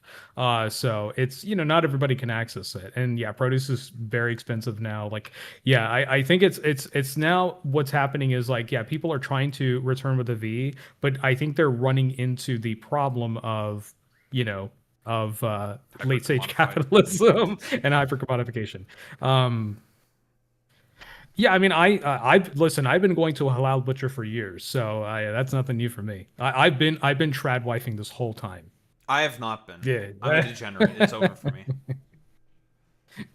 So, anyways. Swore she was born in the wrong generation, all the while romanticizing a time of food shortages, fixed class systems, and medical practices that involved herb-stuffed masks to protect against infection. But actually, we can't hate on anyone who says that they want to go back to the good old days because we all do it. It's a natural human tendency to idealize the past, especially during uncertain times like the ones we're living through now. The past can bring a sense of comfort and familiarity. The biggest crisis we face is the crisis of imagination. My PhD was on nostalgia and the rise of the far right, yeah? Because what happens when you can't see the future? You look to the past for answers and for hope. And it's not just in politics, is it? Our culture is saturated in nostalgia. Other than make America great again, take back our borders. She's so right. Oh my god, she's spitting. There's all this return to some fatherland rhetoric that's going on. There's also the whole aesthetic of Sabrina Carpenter and her 1960s look. There's the constant remakes and reboots. I feel like Sabrina does it for the memes, though, right? She's kind of the thing with Sabrina Carpenter is she's putting that look out there, but also is sort of she's doing it from a feminist sort of meme angle, right? She's like, she has that vintage aesthetic, but she's also like very, very progressive, very feminist, right? And sort of, calling men man-children and stuff like that. And calls men pigs like all the time. It makes conservatives really mad. Yeah. It's funny. Yeah, she makes all the conservatives mad. But she puts that aesthetic on like as a meme or as sort of a parody. Yeah, a parody in of itself. Because I mean, a lot of that shit is a parody in of itself. Let's be honest here. Yeah, it's brilliant. It's brilliant. I have to say. Disney films, or the aesthetic of Stranger Things. Fashion arguably isn't even a revival, it's a repetition. And the thing is, with the politics of nostalgia, it's about loss. No one's nostalgic when times are good. A return to something older, That's steadier, true. deeper. A reaching back for the wisdom of ancestors. A rekindling of traditions that once shaped families and nations, but were brushed aside as outdated relics in a rush towards progress. Millennials and Gen Z, generations often caricatured as detached, cynical, and screen-obsessed, are leading this return. And they're doing so with a fervor that shocks those who assumed tradition would simply fade into the past. This is something we've discussed before in my video about how nothing feels real anymore, in which I will repeat a quote in case you haven't seen that video. Research supports the efficacy of nostalgia as a coping mechanism. As a result of engaging in nostalgic recollections, people often report experiencing a more positive mood, feeling more socially connected, and having a greater sense that their lives are meaningful. And this goes for individual experiences as well as collective ones, as even COVID, which we all remember was not a good time, has been sugar-coated online. This is a very prominent mental state. But yeah, people are doing COVID nostalgia. Like, oh, I remember when the roads were empty. Like, I see so many posts, maybe because I'm more FYP local to LA. People like put up, nostalgic posts about, oh, remember when the freeways had no cars on them for like a week? Yeah, like people are nostalgic for that time. Like, Bro, that's actually that's cringe. I'm gonna be honest here. I think that's cringe. Yeah. Yeah, everyone wants to return to monkey, and that's true, Zane. Monkey. Yeah, that's right. You made whole batches of ice cold sweet tea. There you go. There you go. Yeah, people do. I know people who do that with like iced coffee and stuff. They'll make whole batches. Gen Z is leaning into these days as they're looking for literally anything that gives them a sense of stability in an unbelievably unstable world. I'm serious when I ask this, but what do I have to do to get some precedented times back up in this? Because every time I open my phone, there is some never before seen crazy shit happening in the U.S. What do I have to do to get my times precedented again? Because I'm tired of living in unprecedented time. This feels for everybody right now. Particularly Gen Z. That's a major like real like everyone's saying like that's true. That's pretty true. That's the train wrecks. Like that's pretty true. I mean that's pretty true. Yeah. Yeah, Nicknam is yeah. That's Tyler Nicknam is saying he's saying true to that one. Yeah, and if you think about it, like for me as a millennial, like the early 2000s were like the last time the economy was really good because post 2008 hasn't been, right? So the last time the economy was good was around that time, the early 2000s. When I was growing up, my childhood wasn't a struggle, right? Compared to, say, what Gen Z and Gen Alpha are going through right now. So they're really going through it. Their entire life to this point has been unprecedented times. Their entire life. 2008, market crash, everything. It turns out people are getting kind of sick and tired of constantly living through the cool zone, the metaphorical cool zone, it turns out. Yep. Slight devil's advocate from Alex. You don't hate Mondays, you hate capitalism, Bane. People are nostalgic for taking time off work and work from home. Yes, there is I mean, I still thankfully work remote. But the thing is that like I'm not nostalgic about it. Like it's sort of just part of my life, and I do kind of miss a little bit going into the office or work because I work in software engineering. So software engineering is a lot of collab and pair programming and whiteboarding and stuff. So you can't be doing it alone through Slack is really frustrating sometimes. But yeah, there is that.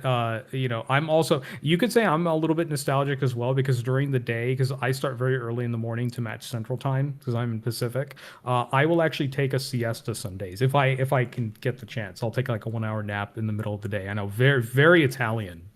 No, it's very Spanish. Come on, get your fucking siestas, okay?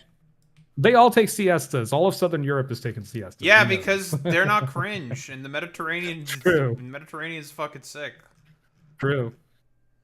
It's very Lebanese of me. Anyways, Gen Z has inherited a world filled with climate anxiety, job insecurity, political division, and digital overload. For many, traditional structures provide a sense of stability. The trad movement promises clarity in an era of uncertainty, offering roles, rules, and a sense of purpose. It's rebellion by reversal. Where millennials rebelled against structure, Gen Z might be rebelling against the chaos of modernity by turning to eras past. Basically, coming of age during a global pandemic and the chaos that followed ever since fundamentally changed the trajectory of Gen Z's future, values, and priorities. It's not like they grew up fantasizing about acreage, flower gardens, and runner ducks. Well, I'm sure some of you did, but for the most part, this was never supposed to be a part of their story. They grew up like the rest of us, optimistic about the future, believing technology would improve our lives, trusting in a clear path to a happy middle-class life, and idealizing the modern American dream. Stop right there. Stop right there. That's we've talked about this before. Ding, ding, ding, ding. Whoa, people are upset about the fact that fucking Barack Obama said like, let me be clear. You want to get to a comfortable middle-class existence? Trust in tech, get Learn your to tech code. jobs. Learn to Learn code. to code. Learn to code. It's I can't fucking- do it as well as you. It's the fucking Ponzi scheme of learn to code. That's what it is. That's what's causing all this. Fucking knew it. And now it's folks, if you want the American dream, learn to trade. You gotta tighten those. You gotta do some with that plumbing. Trump, Do some for example, with that Trump account shit, Yeah. for example, like Ted Cruz gave Yeah. away the game, and they said that this is a way to try to undermine Social Security, which they've been. 100%. Yeah, which with the Republicans have youth been trying to savings do for the account. latter part of about 70 years. Yep, and it's a scam. Like how are you going to access that money when they're 18? I don't know. There's going to be a lot of people are going to be suing. There's going to be lawsuits in 10 years. Just wait. Oh, definitely. Yeah, I don't know if y'all have it in your area, but you should cite. I probably I don't know West Coast what they have, but yeah, I usually cook my own chicken, but yeah. Moving to Spain, Arc, I really should. We've had the pandemic, the cost of living crisis, the housing crisis, the bird flu culling, the rental crisis, shrinkflation, the loneliness epidemic, the job market crisis, the AI bubble, the Ukraine war, the Venezuela invasion, and now the Iran war. Let me know if I missed anything. But in my opinion, that is far too much to deal with in just 6 years. So in response to this, what else would you expect people to do other than look frantically around for anything that brings back a sense of control to the individual? Having gone through all of this with no end in sight, This is also return the to tradition- exact same fucking concept I have talked about myself. People feel like they are the masters of their own fate. There's a very, very fantastic point here that Ashley is hitting on. And the exact same thing I have said myself, analogizing it to the, the various wars that Israel loves carrying out. People feel like they are the masters of their own fate, and that they see the systems of control that are supposed to be managing this failing in front of them. What do they feel like they have to do? Reassert control for themselves, which can be good in certain ways, but very, very often doesn't lead to good outcomes. Yeah, look at this. My current favorite wellness hack: pretending like it's the early 2000s. It's a wellness hack. Look at this. Like, this says it all, really, doesn't it? Look at the mason jars and the wooden dish rack. Oh man, I remember when this was all over. Like, you go to Target and this is all you would find in the kitchen section. I remember, and I bet if I go today, you'll find it again. And is offered as one of the first opportunities for Gen Z to build life on something firm. As said here, I think people get really burnt out and overstimulated. A lot of it is not necessarily escapism, but kind of a return to what matters and things that fill you up instead of draining you down. But is it filling people up? We know it's not, right? It's just sort of pretend. It's LARP, right? Yeah, it's not filling you it's up. a cry for help. Yep. Future of food prices, energy, the school system, job security, and global conflict all feel uncertain, it would make sense that people would try and safeguard their own future by looking back to how things were done before industrialization. Again, not because they want to return to traditional family values, but because they're seeking agency and autonomy over their lives, and the era of homesteading seems to give them that. Because when the modern world isn't cutting it anymore, you have no other choice than to look for alternative paths. Okay, so now I want to address why I don't think this is a good trend, one but too. rather an ideology shaping an entire generation moving forward. Because the signs aren't good that things are about to get any better. If you haven't heard, there's a war going on. Side note, I do think it's so funny, not in a haha kind of way, but a couple videos ago I talked about how inflation is under control, and as long as nothing bad happens in the world, Gen Z should be able to get back on their feet. Lol. LOL. Oops. Wait, hold on. I don't know what you're talking about. I needed to have stagflation so then we can enact our plan of rape the country to death. Have you ever considered that, Ashley? That I, Donald J. Trump, just want to rape the country to death? That's what I want to do. The greatest president. Yeah. It's such a great idea, folks. Just rape the country to death. Literally, I posted that 2 weeks before the Iran war started, so there goes that idea. But this is what we're dealing with now, so let's talk about it, because the implications are far-reaching, including concerns about our food supply. Not that we're about to go run out and buy out all the toilet paper. Hold on. Oh, I remember those days. Well, yeah, not only those days, but honestly, like, by the way, I mean, all signs are saying that we are headed for another Great Depression. Stagflation is here. All the boxes have been ticked. Energy shock, right? Terrible, uncertain labor market. And I think the third factor is the weakening of the dollar. All three conditions have been met. Stagflation was what inevitably led to the fucking Great Depression. You want to know another factor that's also contributing to this? Credit card debt. Oh yeah, credit card, car loan, home loans. Everyone's falling behind on their home loans and their car loan payments, and that's not the only same that, thing that happened in 1929, and boop, we're gonna get our Great Depression. It's happening. Yeah, it's just like when will the day come? And that's the thing is like, and now it's even worse because like other big purchases people are doing, like televisions, gaming PCs, graphics cards. People are putting it on Klarna, on what A firm or whatever the other not sort even of fast small credits purchases. stuff there is. Not Yeah, even small purchases, just small furniture, things large like that. purchases, Yeah, like small purchases as well. Food, groceries. groceries, Mhm. groceries. That's not good, guys. It's really bad. Yeah. Listen, folks, if you're not getting groceries on Klarna, are you really living? That's Yeah, true, you know. folks. This is a way that we make a healthy economy, folks. This is how we do it. Yep, run the debt up. Learned our lesson, right? But this is likely to impact our food prices moving forward because fertilizer production relies heavily on natural gas from the oil industry in the Middle East. And without access to that, farmers are going to have to make hard decisions this growing season on whether to switch crops out or adapt to fertilizer supply issues. I think Kowalski from Nebraska has brought this up consistently. I think he's also made a couple of YouTube videos like about like the farming, because that dude is a farmer, believe it or not. A legit one. A legit one in Nebraska, and he constantly calls into the majority report all the time, talk about like. I love when he calls in. The best. Yeah, it's great information. It's just good info, and he's talking about like, yeah, here's how Trump fucked us, and here's why we're in a really really bad position. It's just like, thank you, Kowalski, very very cool. Yeah, so what is this? It's like the penguin Kowalski from Penguins of Madagascar. Kowalski analysis. Skipper, it's all fucked. Yep. Every time. My family and I farm right south of San Antonio. We're buying nitrogen right now, and it's about 40% higher than it was, 40% more for nitrogen. Oh my god. 70% of it goes through the Strait of Hormuz, by the way. Mm-hmm. And isn't like hydrogen, sulfur, right? So the byproducts you need to make hydrogen gas are also like a lot of it goes through the Gulf like waterways. Helium. You're thinking helium. Helium goes to the Strait of Hormuz. Yeah. Chips. No more party balloons, folks. Nah, it's not party balloons. It's chips. Yes, of course. That's the name. Yeah. Who the fuck cares about party balloons? Okay, yeah. Sorry, Kate. You sound like Alvin the Chipmunk, and it's over for us. I guess. Exactly.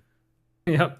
From Benton County, Iowa. We booked most of our fertilizer before the conflict in Iran. However, some of it we did not because it was too expensive. We're probably going to go without that particular nutrient on our crop this year. A lot of other farmers are doing the same thing. So his yield's going to fall yields are gonna fast. Be terrible. But those costs flow down to the By the way, grocery store. this is a policy from what I've heard in India, right? Boy Meets Mini. They've been advising for all the farmers to slow down their yields, if I recall correctly, right? So there's multiple things.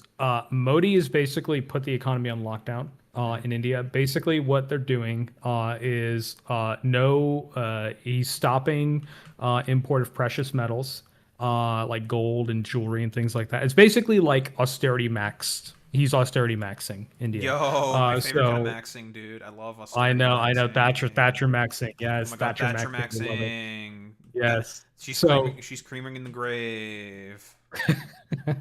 So but yeah, it's like no buying of like precious metals and jewelry. There's a ban on there's like no international travel. I'm trying to think. There's basically all the luxury stuff which is crazy because the next day, what did he end up doing? He ended up traveling to like the following week after issuing that decree. Yeah, wasn't there like a BRICS thing that he went to? Yeah, he jet set over to BRICS. He went to Switzerland. I think he came to the US or Canada or something for a visit. Like he was jet setting all over the place.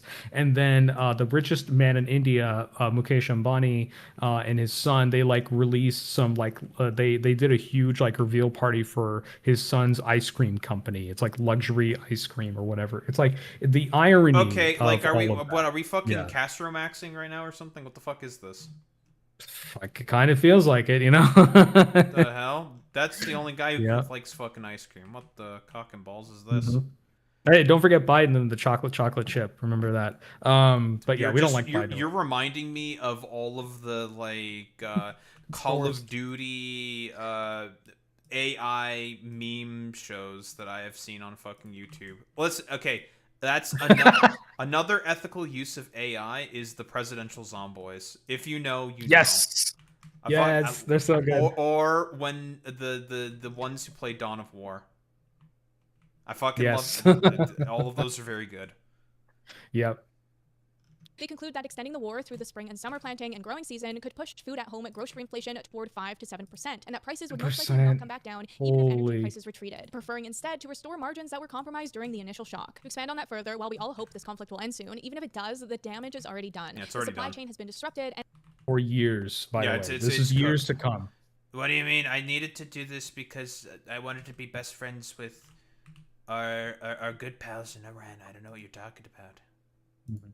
I did nothing wrong. Our best case scenario in this conflict still involves higher food prices for the next year. And so in an age where people are already struggling to pay for food and some are even using buy now, pay later for groceries, we can expect that strain to become even tighter moving forward. As said here, meat processors, for example, are highly exposed to the cost of diesel and energy-intensive livestock. Expect to see their input costs soar and their margins compress as a result of the war. Great.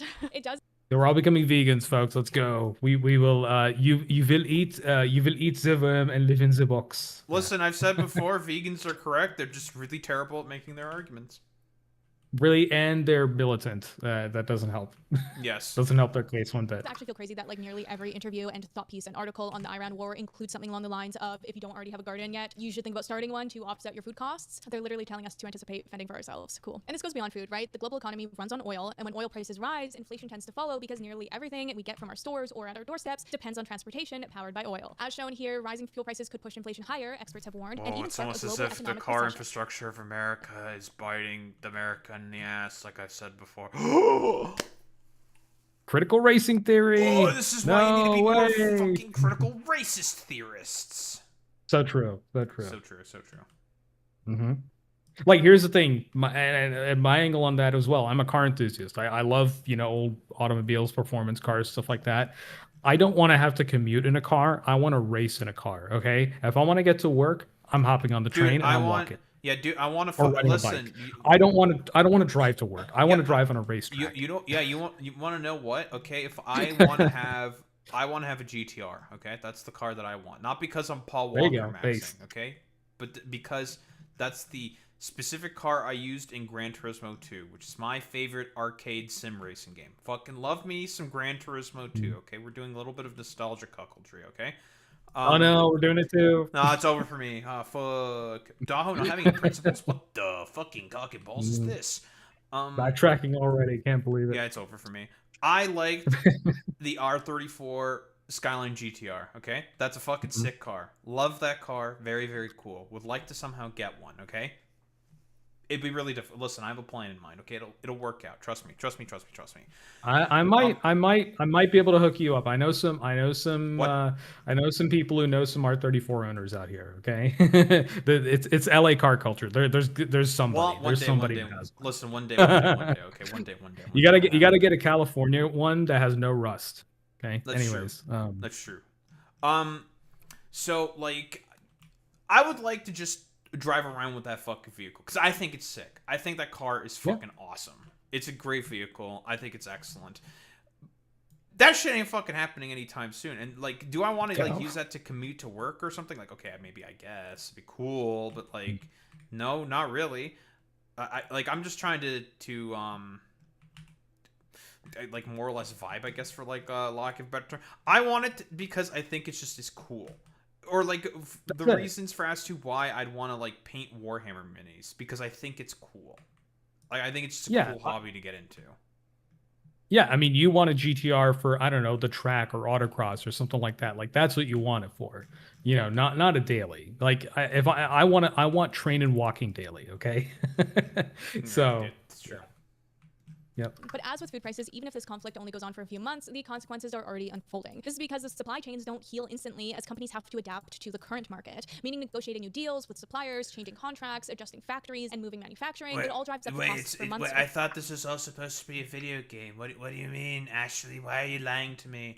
All my advisors have told me that you can just instantaneously fix the thing, and it's be no problem, folks. Like, come on, what the hell? Yeah, dude's he's playing Victoria 3 out here. He's playing Victoria 3 He's with playing all of Anno us. 1880. That's what he's playing. Oh, no. even years. This is a process we've seen before and we will see it again. From the COVID supply chain issues to the bird flu egg prices, as well as fuel from the Ukraine war, it all disrupted prices that still haven't recovered. And so all of this just puts more fire under the butts of Gen Z to simplify their lives, cut spending, and look at more self-sustaining alternatives. In fact, in a lot of ways, we are at the beginning of the end of convenience, whether it's taken from us from the rising shipping costs or willingly giving up in favor for things that you actually have control over. Whether it's growing your own food, making your own bread, spending 10 million hours knitting a sweater, Gen Z is acting out of desperation to ease the rising cost of everyday life. The more I cook from scratch and eat at home and raise my own food, the more I realize that the food system is a complete scam. For example, Which she has a point, or they have a point. You know, they really do. It's not like that's not an inaccurate thing to say. To be quite honest, like there's an argument there. Absolutely. I made yogurt last night, and you want to know what's in this yogurt? Milk, and I had to add a little bit of yogurt to get it started, but I won't have to buy yogurt anymore. Yeah, I mean, I've made ghee at home before. You know, clarified butter. That's not difficult. So yeah, I'm already 2 steps ahead. I've made hamburgers. It's not very hard. It's pretty easy. Yeah, I mean that's Your $50 Taco Bell isn't a scam. Wake up, Zane. It is. That's true. Milk and yogurt. What is it, like sourdough bread is pennies on the dollar compared to store-bought bread? I've seen, it's interesting. Dude, I've seen so many fucking clips on like Twitter of people making sourdough bread. I've seen so many. Oh, of them. there's so much sourdough everywhere. I have a strong desire to comment on those and say, okay, you think you're cool with sourdough, now start making naan bread. Then you get points in my book.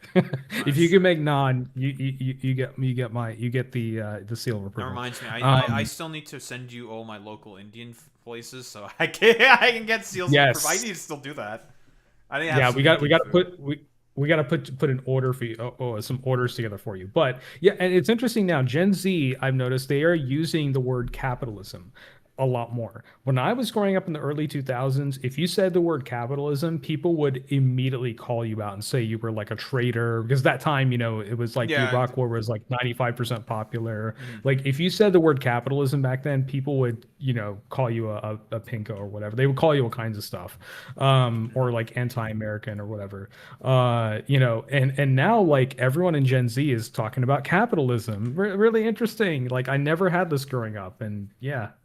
Okay, so class consciousness. What are you, fucking libcuck? You think making bread is cool? Yeah, upgrade to add some beef. Yeah, make a beef Wellington. There you go. Yep. Yeah, it's fucking raw. So many people who thrift.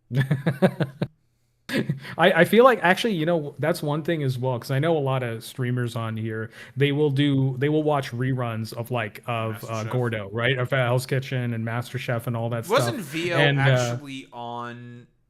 She was like, I think she gave some like of her cooking or some shit to Gordon Ramsay, and Gordon Ramsay liked it. I think. Yes. There's a clip. There's a clip of it. Yeah. It was odd. That was very cool. But yeah, like you see all these streamers like watching back like old cooking shows, like all the Gordo shows, and I feel like the Gordo nostalgia is like, you know, people want to learn to. It's sort of feeding into this. Well, it was also then because that's when like the DMCA discourse was also happening right around that time. That's why people. Yeah, there was that loop. There was that little loophole. Yeah. What is it, like sourdough bread is pennies on the dollar compared to store-bought bread? I also know so many people who thrift their own yarn for crocheting, and it is ever so popular to. People are thrifting yarn, man. That's dire That's straits. If we're thrifting yarn, is yarn that fucking expensive now? That's crazy. I don't know how much it is by the foot, but couldn't tell you. I'd have to go to my local art supply. That would be. That's kind of insane. Veggies to grow your own now. Gen Z is nothing if not resourceful. But the worst part of all of this is that these large corporations couldn't care less that costs are about to go up because they don't care. The wash being the consumers, of course. For example, aluminum prices recently hit a 4-year high after Iran struck 2 large smelters of metal in the Middle East. Aluminum, which is on the list of 60 minerals deemed critical by the U.S. government, is widely used for beer and soda cans in cars and packaging. And do you think that those most specifically airplanes, for jets, for aeronautics, that's what they really care more about. Yeah, and I think that's part of the reason Iran hit as part of the, you know, sort of response to invasion. They're like, okay, let's hit them where it hurts. You know, let's close their trade. Let's, you know, hit global capital as much as we can, right? And shut it down. Because their thinking is, oh, if they don't have aluminum, they can't build more jets. Like that's pretty smart on their part. Like, you know, I mean, go after. They have to do what they got to do. Those supply chains. Yeah, they got to do what they got to. I mean, the Ukrainians this- have done the same thing in Russia. This is with their drones. they're in an effective state of total war. They have to do this to survive. Like we've talked about this before. The point of the nation state is its own survival. If it cannot fucking survive, then well, it will do anything possible to fight for said survival. Something Karl Marx. Are going to just eat that cost? No. That is our problem now. Yes, it's only been a few months since the conflict started, but we're already seeing this happen. Things like flight baggage fees are going up, shipping companies are raising rates, and our dearest Amazon is adding a 3.5% fuel and logistics related surcharge for third-party sellers. Oh, so they're just gonna put it on the small third-party sellers, and yeah, I bet all the Alpha Bro drop shippers are gonna. They're probably all mad now. I guarantee. I bet all the dudes who made those 8646 fucking t-shirts are very, very happy. Looking at you, Jack Posobiec. Yeah, all those 1776 merch. Yeah, What the the hell, Punisher brother? skulls. Why are we having to do with this stuff? That's kind of crazy, brother. You voted for it.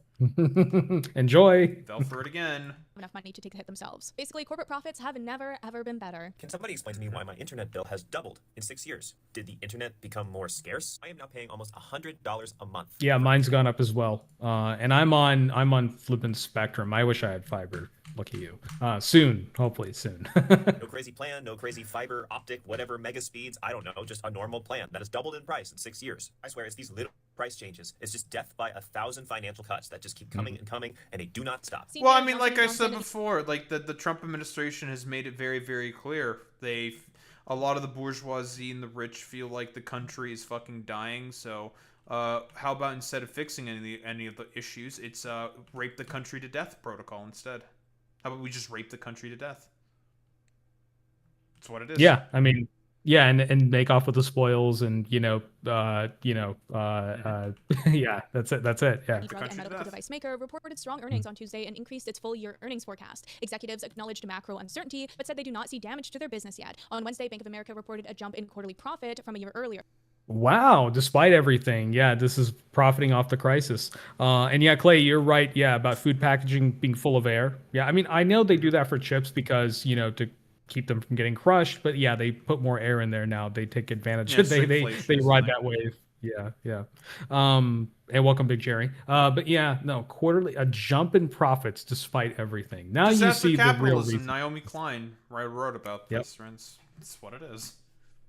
And as usual, the left, the radical left. We're too early on this. We're always too early on this. People say, because I've recommended Naomi Klein's books. I have a couple of them on my shelf. I think I have that one as well as No Logo. So I've recommended those books. I've let friends borrow those books, and they're like, because they're like liberals or whatever.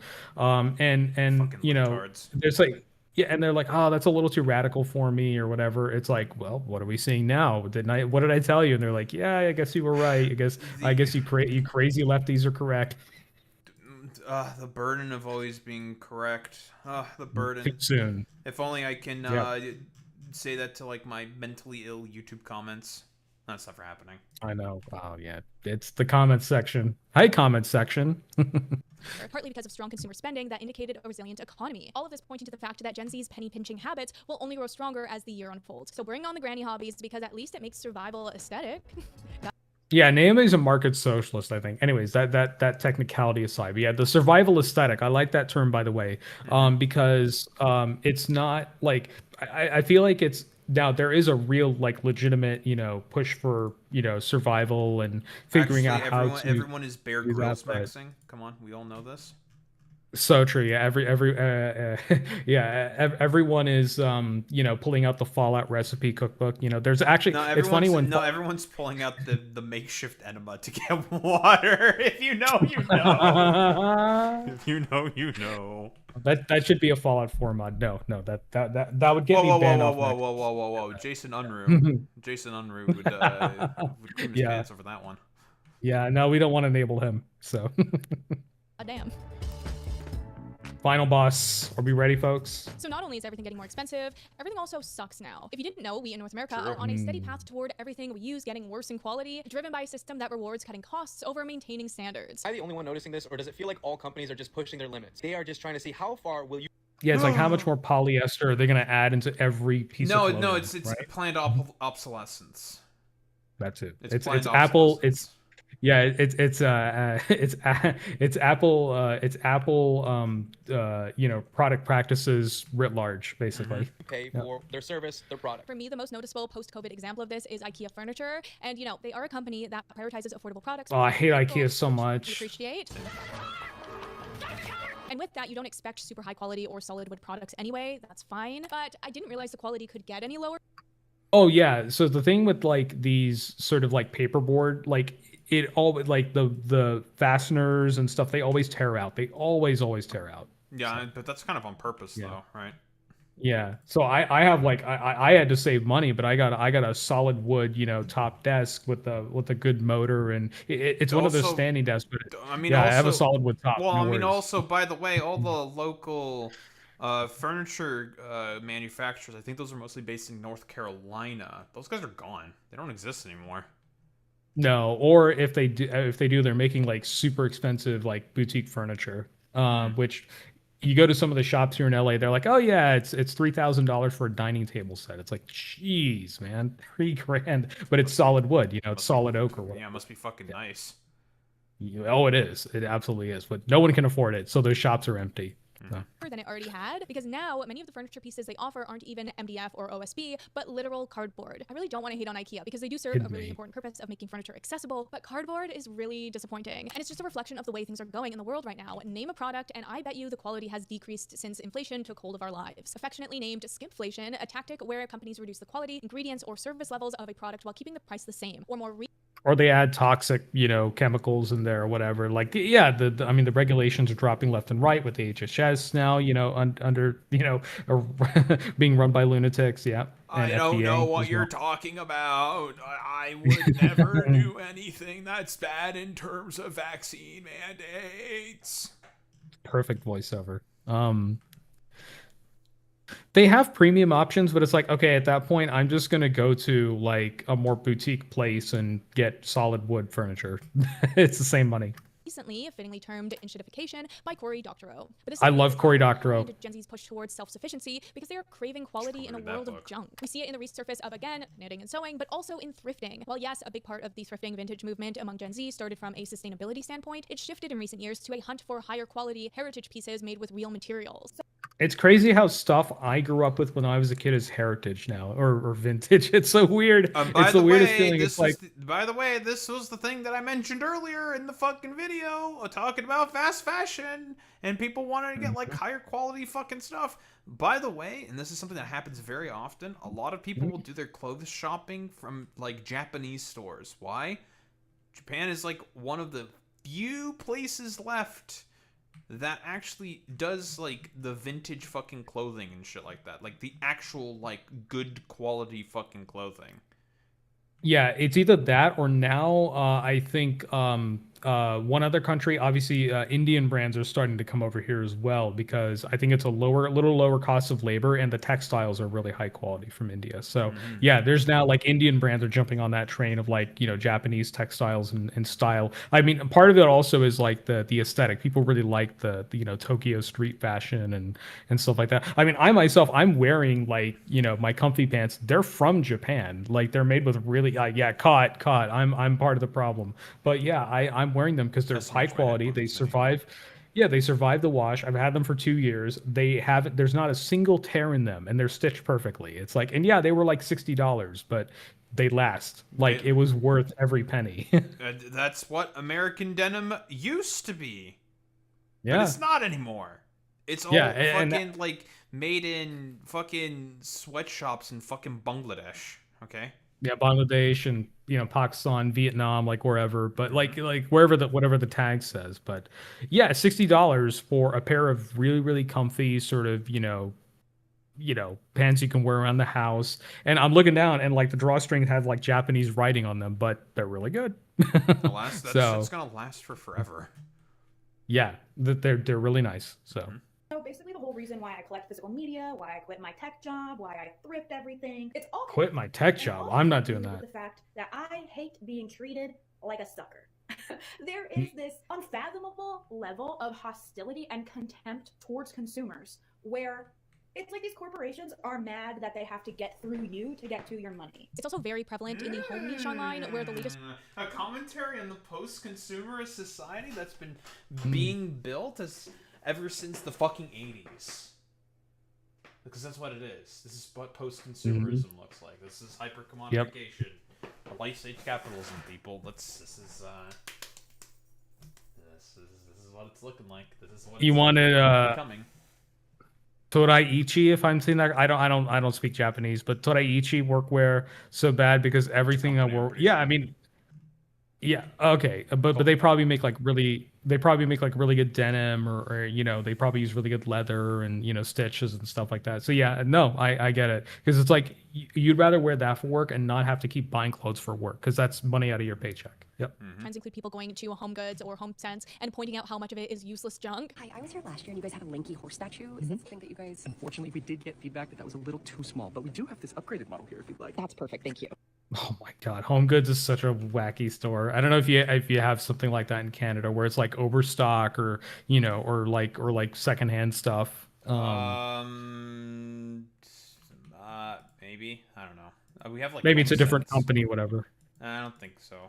We have like Yeah. HomeSense or something, but that's like standard like furniture store or something type shit.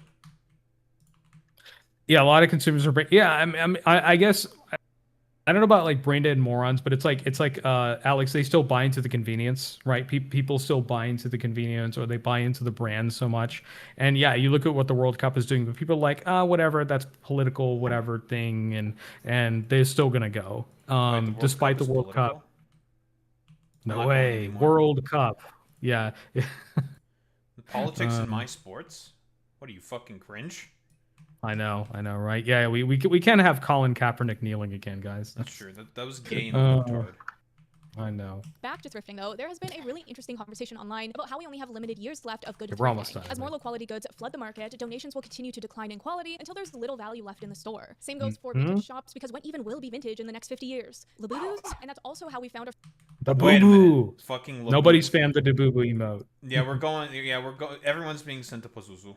You're all going to Pazuzu. All of us are getting sucked in. There you go. I mean, listen, Karl Karl Marx. He's talked about this conspicuous consumption. That's what it fucking. Oh, okay, it wasn't. I don't think it was Karl Marx. Whoa. About conspicuous consumption.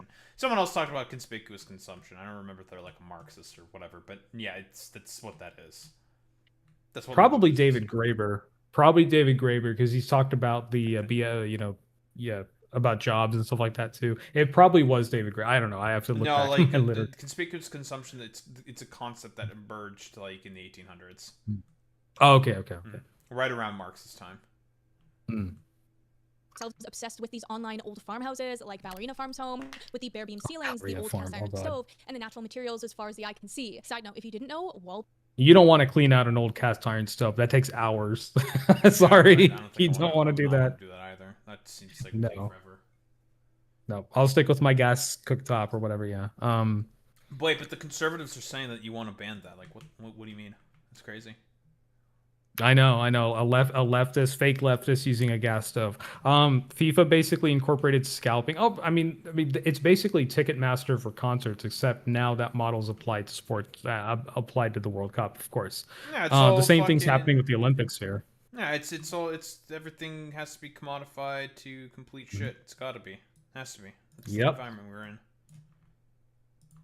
paper is even trending again. But long gone are the days of the millennial gray floors and the white subway tile. Now, just like with all the whitewashing, if you try and update an old home in this way, people in the comments will absolutely tear you apart. There's nothing trendier than original hardwood floors, cotton doilies, and wool quilts, because at least they'll last a That chandelier is cool. I love one like that. lifetime. All of this to say, we are in a peak shitification where the deliberate degradation of products and services has left little that feels appealing to newer generations. You know, people say that it costs more to knit and sew your own clothes versus buying them. And as someone who does sew and knit everything that I wear, I strongly disagree. Like, yes, it may be cheaper for me to buy a tank top or a cardigan from Gap, Shein, Princess Polly, but what I buy from those stores will never meet my standards.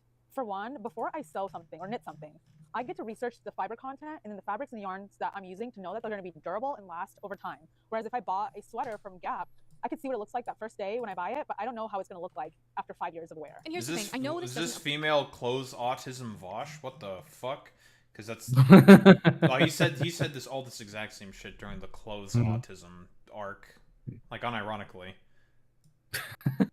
Man, he was trad wifing before it was cool. Apply to everyone. We still have a lot of plastic garbage that Gen Z loves, like Nidos. I think they're the new trendy thing. But I really think that as time goes on, what is that? The fuck is in garbage that Gen Z loves, like Nidos.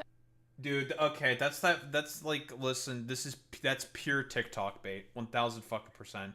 Like, Is this like a stress ball? I mean, I have a stress ball. I have a Kirby stress ball, you know, right here. No, that's yeah, that's pure fucking TikTok bait. That shit right there. You know, like all the like Temple Run fucking autism and shit like that. This is the Subway Surfer of stress balls. No, it's alongside with the people who do the cutting of the soaps, the squeezing of like the tube with like the Play-Doh shit or something. People also squeezed like a bunch of like rubber like tomfoolery and shit like that. That's what that is. That's what that is. Yeah, or like the hydraulic press videos. Like it's all in that same vein. I think are the new trendy thing. But I really think that as time goes on and quality continues to take a backseat, more and more people will start to prioritize this. And here's why. Again, with the Iran war, it's pretty impactful. Our merchandise is about to take a huge hit as the cost of direct materials like plastic, literally made from oil, goes up. So you can bet your bottom dollar that companies won't just raise prices, but cut corners. So many of the companies tracked viewed inflation pressures from outside. Yeah, expect things to get a lot worse. Yeah, no. Like, like, you know what's funny? Not only myself, there's a few of my friends, maybe, again, this could be confirmation bias. It probably is. I'm biased, folks, caught. But I've noticed not only myself, but a lot of people I know are like thrifting or updating their wardrobes or looking, you know, sewing old clothes. Like they're doing all this stuff because they know in 6 months to a year, the clothes are going to be even worse, and they'd rather have a wardrobe that lasts and they can and that's flexible and they can put looks together from. Like that's kind of what I've been doing. Like last time I went to India earlier this year, before all this stuff started, and luckily my timing was like perfect. And yeah, I shopped for some clothes there. They're cheaper. My dollars stretch further there. So I did some clothes shopping, filled half a suitcase and brought it home. And so, yeah, and now it's like, oh, thank goodness, because now if I buy clothes a year from now, like, are they even going to last 2 washes? I don't know. Like, are they going to last a dry clean cycle? Probably not, like I've noticed one thing I've noticed, and I don't wear them often, but sometimes I wear like, when I used to go to the office, I used to wear, collared shirts and stuff. And I noticed that like collared shirts you get today, the stitching comes out pretty easily, or the thread, the buttons pop out, and they're horrible. And then I go back home to India and I get shirts there which have nicer patterns and colors. They still have whimsy over there because, it's India, of course. Everything's colorful. So it's better. Like I don't have those issues. And the shirt costs half as much. Yeah, because you have local textiles. That's why. Exactly. Local textiles, artisans, everything's there. It's a tradition. It's cultural. Yep. So yeah, it's like most of my shirts now are not American. Caught. Yeah, I know. Not American. Not American fix. Wait, but I'm bringing back manufacturing though, Boy Meets Mini. You don't understand. You don't trust the plan, Boy Meets Mini. You don't trust it. Yeah. And Zane, yeah, you can only afford thrifted clothes, and even thrifted clothes, because of demand, the prices have inflated there as well, right? Because now there's demand, there's profits to be made, right? So, you're gonna buy clothes for the rest of your life. You probably, yeah, that would be a wise idea. Or if you go to Japan or China, like clothes are like it's funny because clothes exported from China are like slop, right? You're talking Shein and some, Temu and some of those. But if you actually go to China and buy like higher end clothing, it's really, really good textiles. I mean, they've had a textile industry for centuries. Figures, right? Silk and all that. So, but yeah, millennia. Yeah, I mean, they've been doing it. So like if you go to China and buy like actual branded, really good clothing, it's gonna last you your whole life. So it's kind of an interesting thing that's happening there. Shocks such as the war as an opportunity to raise prices and boost margins, which can in turn raise profits. Quote, I think we're actually going to get some good margin expansion. And so really all this war has is to accelerate the enshittification that was already underway. All the clothes that still have cotton in them will likely become fully polyester. Companies will take a note from IKEA's handbook and swap all particle board for cardboard, and all the metal parts in your appliances will slowly be replaced with plastic. Tell me why I go into every store and everything is a poly blend, acrylic, lycra, literal plastic on your skin, and these companies are expecting you to pay top dollar, like $150, $200 for a sweater. For what? A piece of plastic? I am not paying top dollar for plastic. So where does it end? Where's the breaking point where skimpflation and inflation collide? Well, I think it's coming soon, because the only real appeal of low-quality brands like Temu or H&M is that they're cheap, right? But once that disappears, so does the appeal. No one wants to buy garbage at a premium price, and eventually people will push back. We're already seeing it with fast food, where prices have climbed so much that it's no longer cheap, and people are opting out. And if that's the case, then we'll only see more and more people like a fucking chicken nugget meal is so fucking much money. Like, why, bro? Yeah. Let me get some. Look, I'm investing my good boy points. Let me get some fucking nuggies. Why is it like $20? Actually, fucking insane. Yep. And even like the places you go to, like right now, you have, you said, the shawarma's cheaper, or the biryani's cheaper. It's not going to be cheap anymore. Chicken, they've been going lamb, up and mutton. up in prices as well. Yeah, and they have to just to keep to stay afloat. Yeah. I don't blame them. I want to keep eating good shawarma. Like, what the fuck? Yeah, I know. To traditional Don't products we and all? materials as they desperately search for anything that isn't disposable by design. Final thoughts. We're finally here. We made it. While the root of this movement is pretty dystopian, it's also at its worst harmless and maybe even good for the environment, because people becoming self-sustaining puts less stress on the system and decreases consumerism. I'm still that. listen. Solar punk, I'm telling you, solar punk. That's the fucking way, dude. I'm very curious. Think so. I think where does solar punk? I think mostly fit into this. It's like my question. I'll be honest. Because it's and how would you get there? Yeah. All solar panels. Yeah, of course. Which but China I think Andrewism's done, like, because I mean they're an anarchist creator, but Andrewism has done some really good videos on like practical approaches to solar punk. So I don't know, that probably some future material to react to. Feel like they need to start a garden because they're going to run out of food. I also hope that as people buy less and less low quality items, there will be a resurgence of higher quality new products. We've already seen this. I don't think that'll be the case. This is going to take years to recover. There's not going to be higher quality for a long time. Yeah, I don't like higher quality. It's too expensive. Like, I don't disagree with like the potential for aspiration here by Ashley. Like, I don't disagree with that whatsoever. But that's not happening. Like, it just doesn't make the money. And it's all about and like corporations have made it very, very clear what the goal is the rape the country to death deal. That's what they want to do. Just rape the country to death. Yep. Or linen clothing brand now. Mind you, they are expensive, but at least they're being created. I also even just saw an ad for a new furniture company whose products are made to grow with and pass down through the generations. Call me intrigued, not a sponsorship. I'm just very interested. Again, mind you, very expensive, but at least it's existing. And that makes me happy. I just don't like how we've gotten to this point. That is all I have for you today. Make sure you subscribe. Anyway, that's everything for the video. But yeah, I think I'll give my final thoughts and let you give yours. But yeah, I think I mostly agree with the video. I just think that there's this expectation that things will get better soon for the majority of people. I don't know if it's soon. I think, like you said, I think there's going to be like a slow emergence of solar punk. And in what ways? I'd probably say more localized food production. I think the problem it's going to be done. Yeah, it's going to be done out of necessity. There has been unironically states already passing legislation to get those like small solar panels installed in people's houses, like those ones to save on energy costs. Like, it's not like, if we're talking about who's been one of the greatest advocates for green energy, Trump has been one of the greatest advocates for green energy in a long time. Somehow, I mean, California has been doing it forever, but we've been. I've lived here for 10 years, and I've always had solar on my roof. So, our apartment building has it. Saves on electricity. Why not just do it? Yeah, in a sunny state, might as well. We have a lot of wind power in the desert. My parents, we have those on our fucking home. Like, we have the solar panels, and half the time it's fucking cloudy and dark up here in Canada. We still have those solar panels. They still work. Mm-hmm.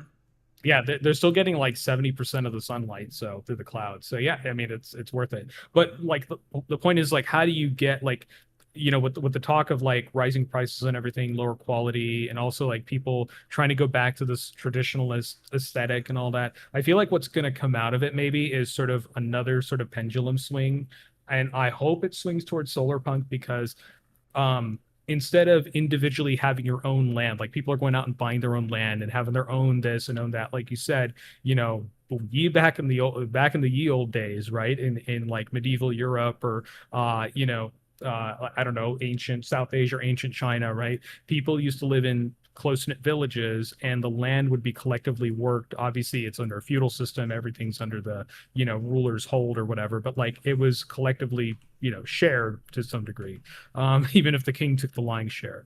But I feel like there's going to be a more sort of collectivized version of that going forward. I hope. And I'm mostly like mentioning in terms of like if we're talking about that sort of thing, that's primitive accumulation right there, right? That's what it was before the advent of fucking agriculture and shit like that. It used to all be like communal villages and tribal villages working the land together as like a community. Yeah, whereas rural America, everybody's so spread out, you need a car. Rural Europe is you have a little like a village town center, and then everybody goes out from there. So it's it's sort of a vestige of that time of primitive accumulation. So yeah, maybe do we start to shift more to that, but in a more libertarian, sort of sort of sharing way rather than an authoritarian, the old authoritarian version. And, do we have more localized manufacturing? Do we have like, it would be interesting. What if we had like, instead of what we have now, like this mass production of stuff, like we had guilds producing stuff more locally. That'd be cool. And also would, people would learn those skills and do something productive rather than wasting their lives away in Excel spreadsheets in corporate offices, So maybe that is sort of the, sort of the next steps, hopefully. Let's see. I'm curious to see how solar punk will manifest like in different parts of the world. Like I feel like it's probably easiest in Europe just because of the urbanism there. They have better urbanism. So it's probably, the French will probably get to it first. Les France, yeah, la France. They'll probably get to it first. French. And the Germans. And then maybe the English. But yeah, like, I don't know how it'll work here because everything is so paved over and isolated. I don't know. Yeah, but yeah, that's sort of my thoughts on sort of not only the root causes of this and sort of hopefully I offered some background as far as like my own experiences growing up in like the 2000s and sort of what I've seen in Christian spaces. But, yeah, I do kind of agree with you that like the religious influence isn't as strong this time around. Right. In the 80s, it was super influential. In the 50s, it was like peak influential. Right. But now it's not really working because I think Gen Z is recognizing, oh, those institutions are also corrupt. The church wants my money. What the heck? I don't have any money. Right. So now the economics are running up against the institutions.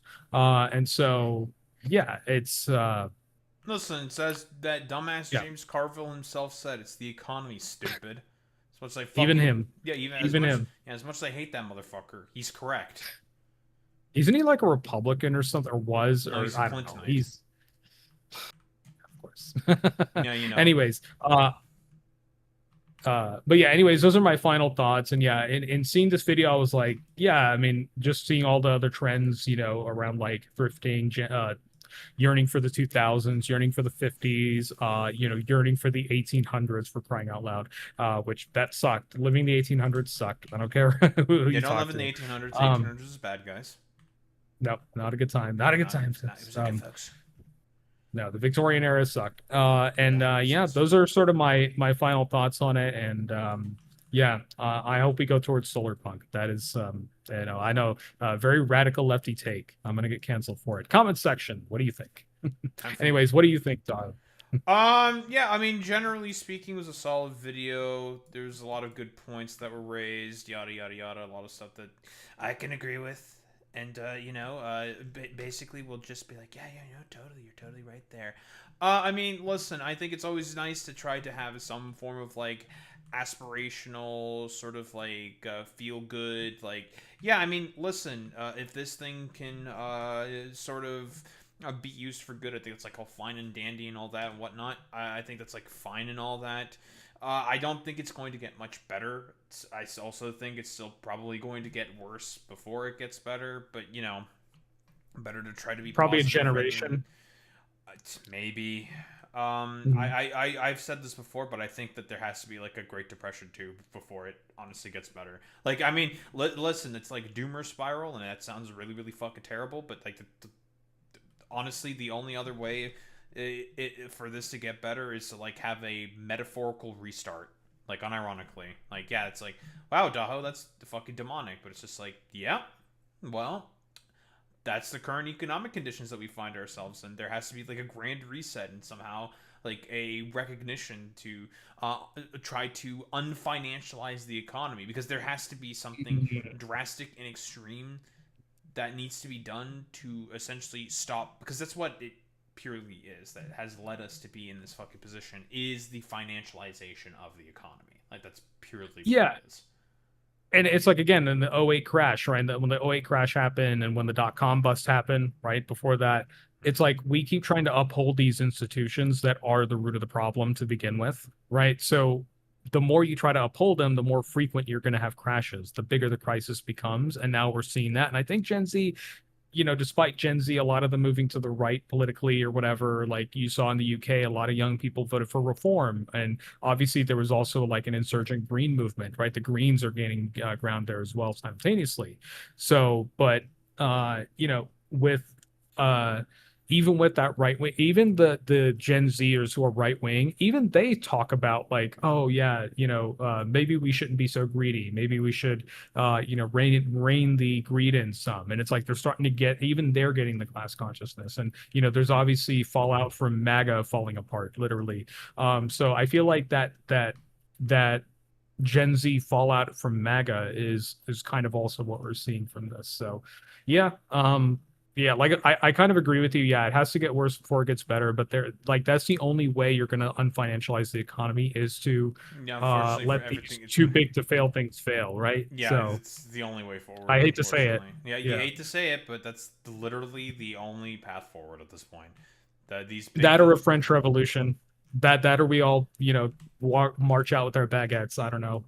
But I feel like it's too big scale of a problem to do that. Like, the French Revolution was very localized, right? It was only to that region and to a particular regime. Now you're dealing with global capitalism. You're dealing with 190 countries. You're dealing with the UN. You're dealing with, complex trade relations and shipping routes. Like, good luck. Yeah, baguette will get crushed into that weight. So, sure. Yeah, no, yeah. You were born in '87. I was born in '89, but I was born halfway around the world. But yeah, '87 when when Reagan crashed the market. Yeah, Reagan and Thatcher. Thank you, Reagan. Yeah.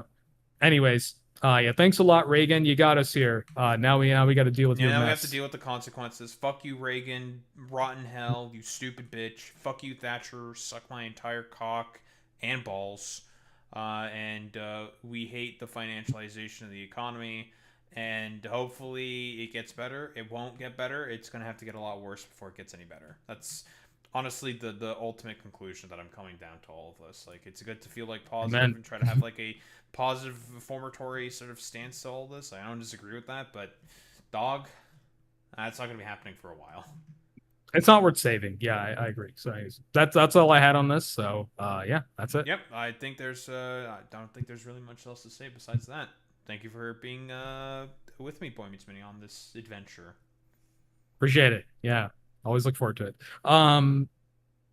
Okay, so you were talking about EMP attacks. I mean, at that point, like, electronics are toast. I mean, it's just like you basically it's survival. Like, you wouldn't have electricity, so it'd just be like survivalism at that point. I don't even want to think about EMPs. No, it's like a thing that's been like hypothetically like talked about in a bunch of like the solar flares and shit like that, right? I mean, that would mostly hit satellites, right? So I don't know that would pierce the atmosphere. No, it would hit everything. It depends. It would? Okay. It depends on how the magnetosphere is. There's a documentary about this that I saw, and it's if what happens may happen, it'd be really bad. But it's time to close Video Ninja. Oh boy, how do I close this thing? Yeah, I'll look it up. It's time to... Oh, I know, there's just a end the call button. There you go. I have now disappeared. There's no more Video Ninja. Although Boy Meets Mini is still there.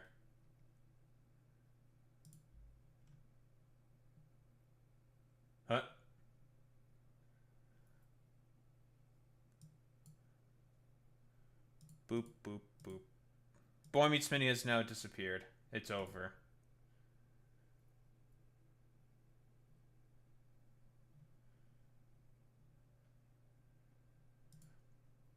Bye.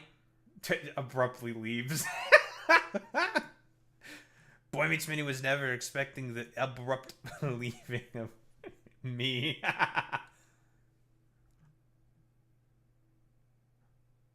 Oh man, that was a good video.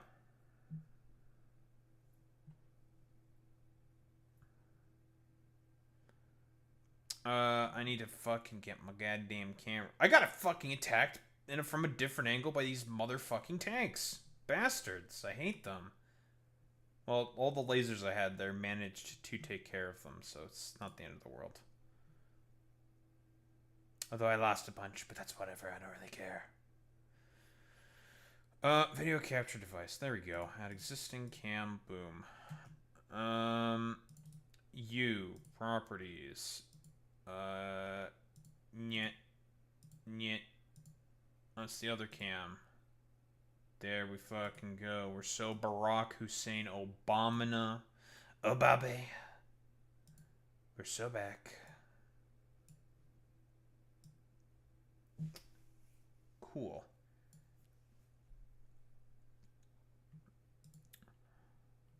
In the meantime of crisis management, I was trying to prep the ground to slap down another power plant. Now, do I need 3 gigawatts of power? Probably not. But I could. But mostly what I've been dealing with is dealing with the trash and trying to figure out, because we're going to have some problems here, I think. Some big problems. These chunks are all going to be localized, which is a bit of an issue. Because these chunks with these items over here are going to be protected, but not these chunks where we're going to be... Okay, honestly, I need to do a test. I need to just do a test.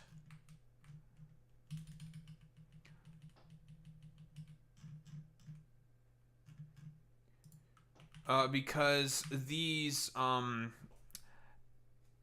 eschatwaxtites, these things clear up the corrosive acids, / the ground itself absorbs it. Now, it's kind of slow. It does about 30 per second, but each successful harvest of this cottonite, for example, each harvest of the cottonite creates about 30 per second. It's kind of weird how it works. Pollution mitigation in Factorio.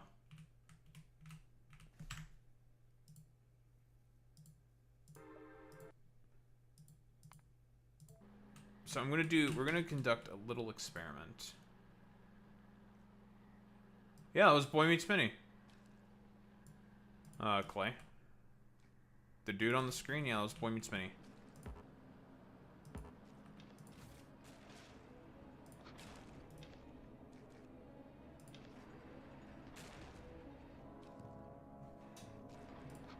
Wait, these can't be planted here. Oh, shit. Wait, where can this be planted then? Acid. Oh.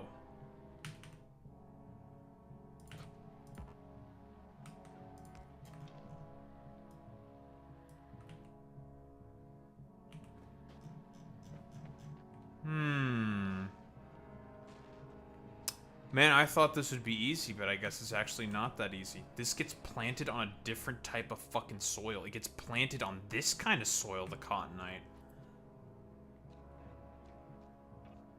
Well...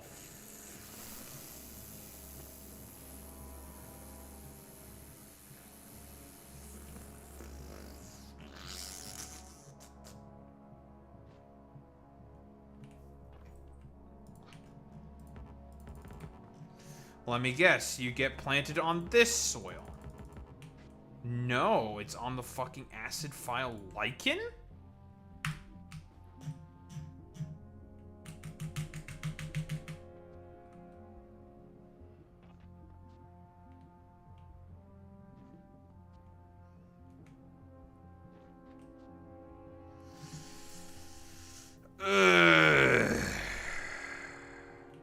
Okay. No, I see how this works now. It wants you to build your factory as close to these planting areas as possible. So then you have protection from the farming operations of the Cottonite and the other stuff. No, I understand now.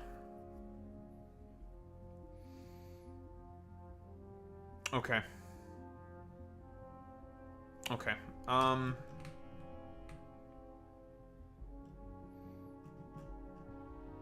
The exact ground that we're looking for seems to be most... I see now. No, I know. No, I see the vision. No, I understand now.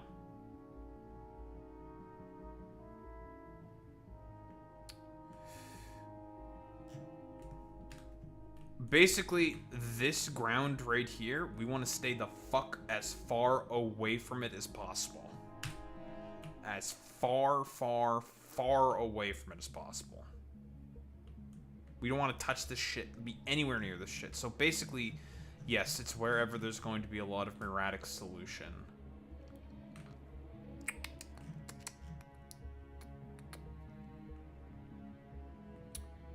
Ooh, this is a good plot right here. Hello. Well, on the muriatic... No, it's basically the same thing as lava.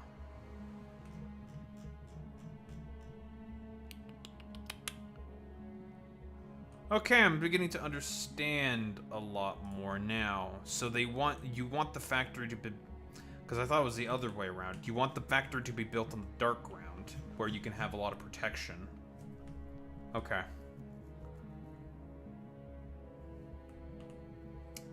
Well, I need a lot of this esotoaxtite sprouts, so me accidentally building a bunch of extra of this stuff is actually not that big of a deal, to be honest. So, in the great words of Bob Ross, it's a happy little accident? I think I had a happy little accident. Because this is slightly annoying.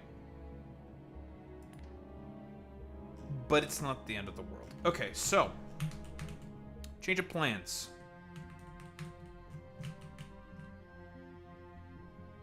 Where our growing operation is going to be. Because this ground right here hardly absorbs any of the corrosive acids. Very, very little of the corrosive acids. We want as much of the light brown ground as possible so we can have our growing operations. We're going to have an area probably dedicated to Cottonite for lead. And then we need another one dedicated for the lichen, which we get from the chlorine salts. Because that will let us get our ores. So I need to move this. This needs to get moved immediately.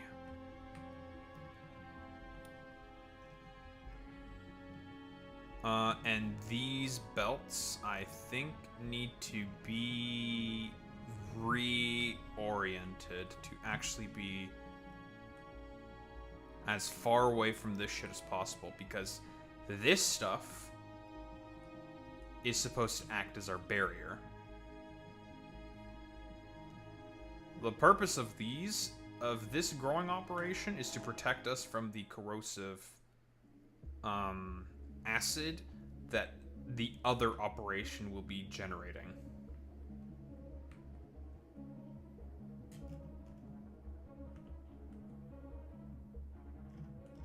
There's a couple of decent plots here, but it's not exactly the best.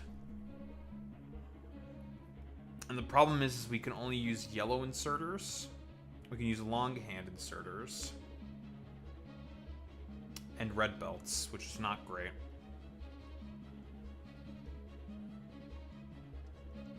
Isn't there like Boy Meets? Isn't there like a Trump project basically that's trying to turn like the pool by the Washington Monument or some shit into like a piece of shit basically for the president? Yes. Yeah, and it like really sucks a lot of like gigantic cock and balls.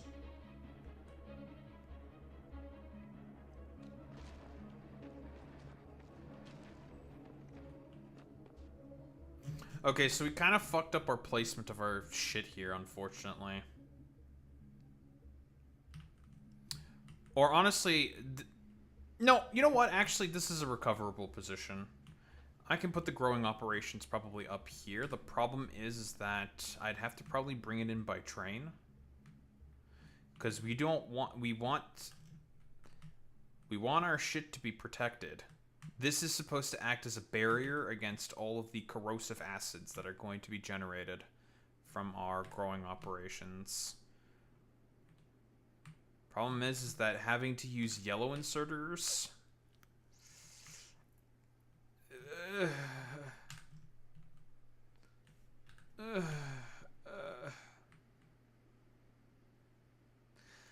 it's a let's just say it's a very, very brother ew. Yeah, brother ew, brother ew, brother ew. But unfortunately, if we look at the things that are acid immune for Muria and the tooltips, where are you?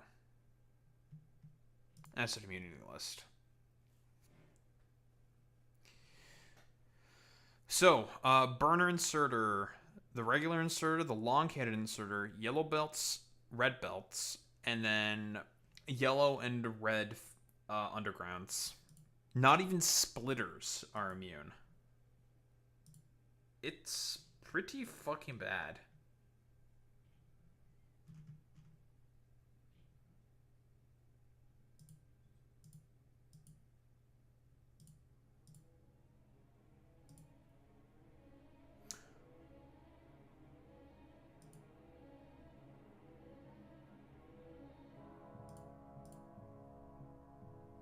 How do I close the video ninja room?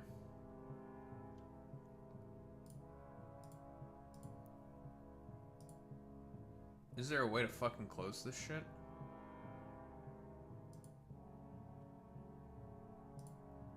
Oh, yes, there is.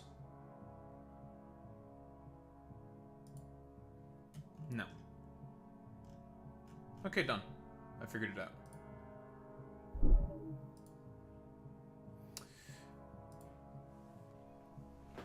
Okay. Trains, locomotive, rail are also immune.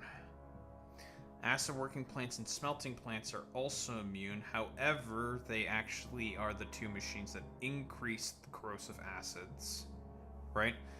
So, harvesting metallic lichen colonies and cottonite lichen colonies will release corrosive gases. These gases cause damage to most of your machines. However, these are the only way we can get the necessary metals we need to actually proceed in this dumbass fucking planet. They cause damage to most of your machines. The pollution overlay on the map reveals which areas will be most player entities included tiles will take constant damage. So, okay, here's another thing that I can also do, okay? These estotoaxtites, these funny looking trees right here, they have a very fast growth cycle. It is fast. 45 seconds fast. Because they are supposed to be your barrier to the corrosive gases. So I can set up just little localized farming operations and just take all of the excess material that we don't need, because this is going to be our growing operation, providing us with sulfur, carbon, spoilage, and also our power infrastructure here is what provides us with cottonite. Which you can't grow here. It's annoying. But whatever. I'm not coping, you're coping. We'll figure out where to take the rest of the fucking Cottonite somewhere else. I have to just make a real... I can't just make a really long belt. I have to use red belts to make a really long belt. Ugh, God, it just gets worse and worse and worse, man. Just thinking about it. But we have to use a red belt for it. I mean, it's not the worst, but it's not the best. But it's not the worst, but it's not the best. Whatever.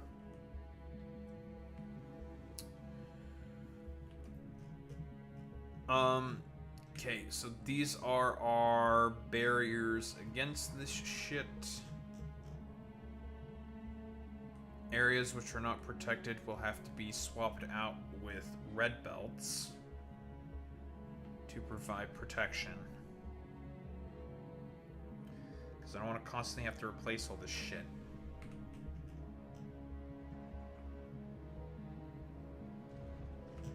Processing of all our material will still probably go over here. And what we're going to do is we're mostly going to place the smelting plants and the acid working plants in this dedicated area over here. Our normal processing is probably going to be concentrated over here. We'll leave this area specifically just for the acid working plants and the smelting plants because those release corrosive gases. And then we're going to surround them with farming operations to make sure that, hey, don't fuck with our shit.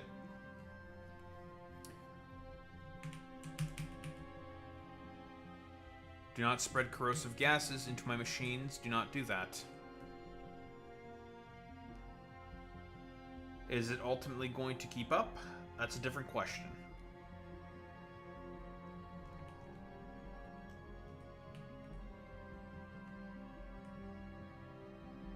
We have a decent amount of grid space we can play with.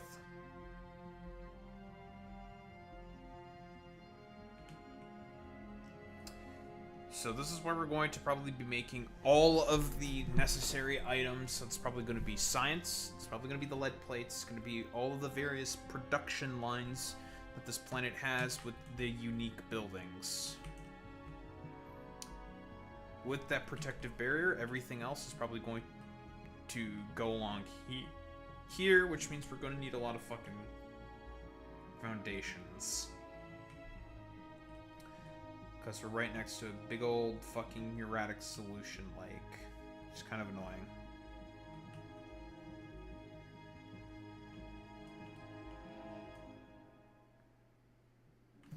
But I must keep saying that I like this planet. This planet is interesting. It has a very unique way of functioning where I have to think about this stuff in this way. Because I actually have to consider about the ground that I'm placing things to have proper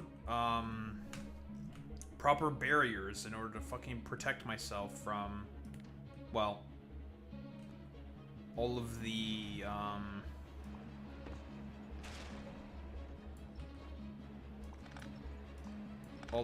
various corrosive gases. Like, I actually have to be extremely wary about protecting myself from fucking pollution. Because it'll damage my machines, and I don't want to deal with constantly replacing them.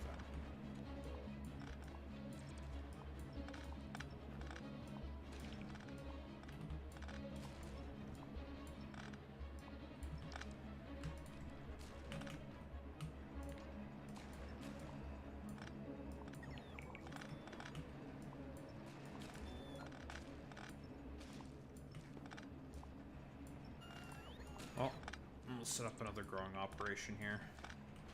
Doesn't really hurt.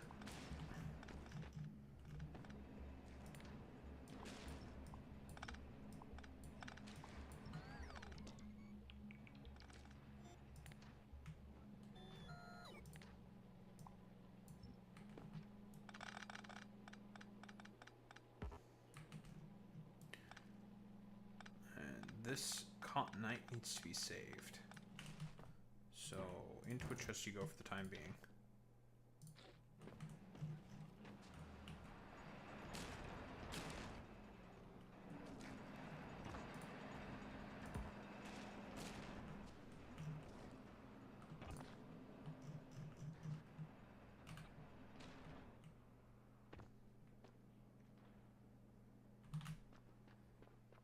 we're finally starting to get our first sprouts on the line as well. Look at that.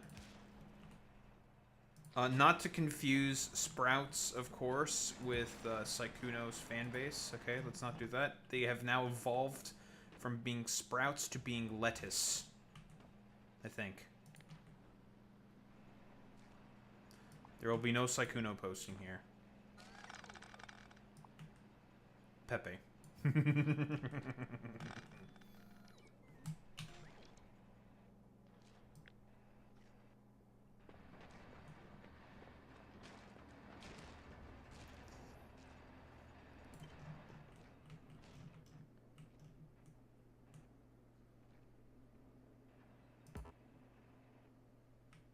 What hyper underground belt is in the fucking way? Huh?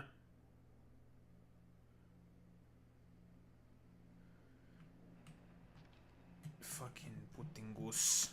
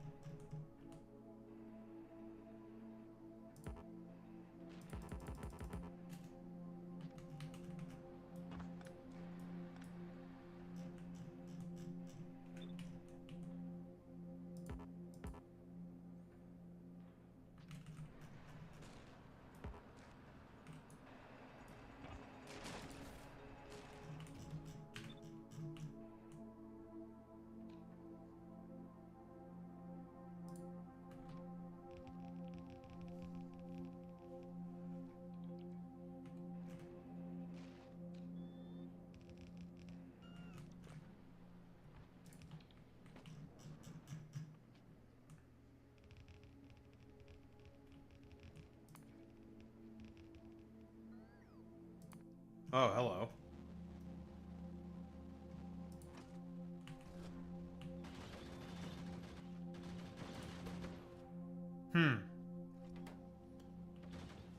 That's the thing that's starting to happen now, eh? Ah. I see why that's happening. How the fuck did that get in there?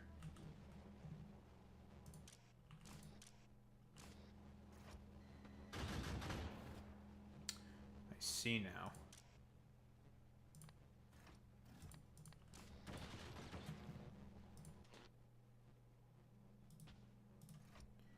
What the fuck is wrong with this thing? Motherfucker doesn't like it when there's a mix of... That's annoying.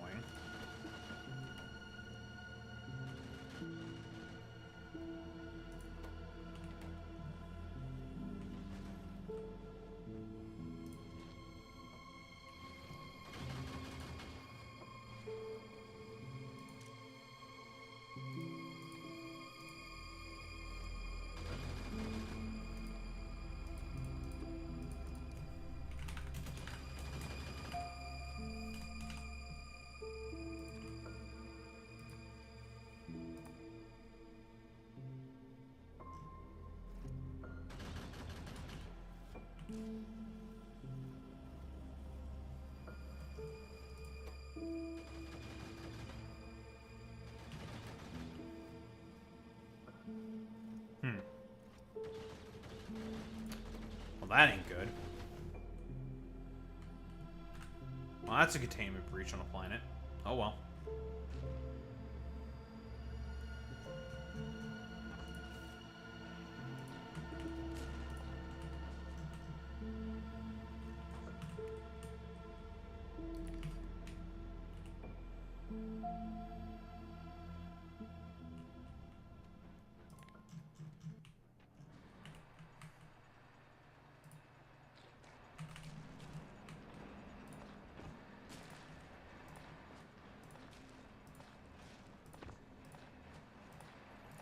Alright, let's get this growing operation started, and then we will be...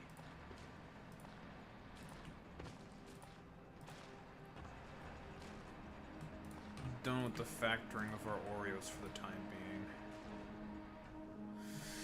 It's very unfortunate that okay, the fact that I can only use the lighter brown, the acid file lichen in order to grow the other light. That's kind of annoying. Which means we have to completely change our plans.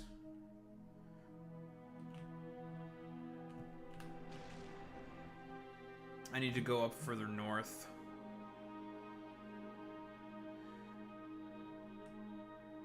Because there's some specific products that we need. So besides raw metals...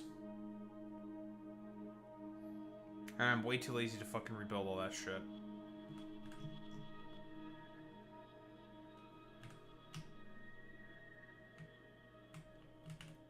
Okay. Need to look through our recipes. Because we need the actual lichen itself for a couple of things. Besides starting the nutrient loop. So acid file lichen makes nutrients. Obviously, the sprouts are significantly more efficient. Twax-type paste. Okay. That's not too difficult, but we need to make nutrients for that. Acid file lichen cultivation. So that is a self-sustaining loop. That's fine. Which we need chlorine for. We have plenty of that. But this is what we specifically need the acid file lichen for. We need it for caloric fuel. Which is not only used in science, but it is also used in a couple of other things. It's a burnable resource. So 10 megajoules, which I think is about the same as rocket fuel. It's not bad. Never mind. It's about the same as solid fuel, which is, it's not bad. 12 megajoules, 10 megajoules. It's pretty decent. It's not terrible.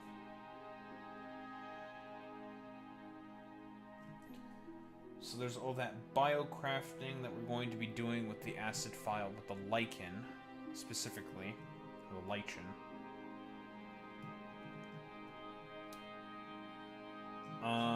The spoil time on the lichen itself is 5 minutes. Can fast transport belts bring in the lichen fast enough? Because I don't want to necessarily use trains for this. I think the best way to do this is with a really long belt. But we have to use fast transport belts. We also have to use piss inserters. Can't use fasts, can't use anything else. Although we probably would have to use long-handed inserters because they have faster rotation speed. This is a pretty good fucking set of tiles right here. Well, this looks pretty decent.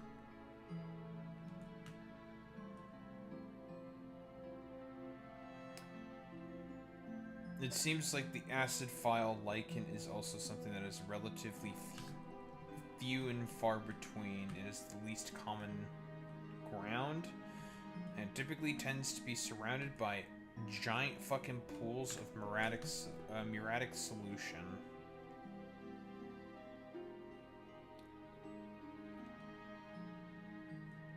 As we can see here, although we don't really have a lot of good plots.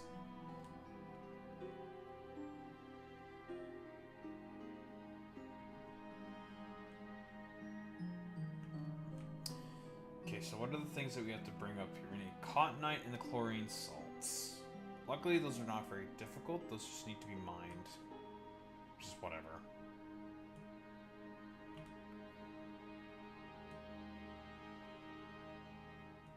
Oh, hello.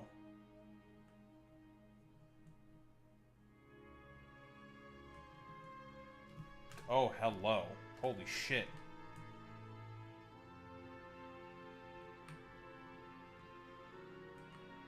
Oh my god.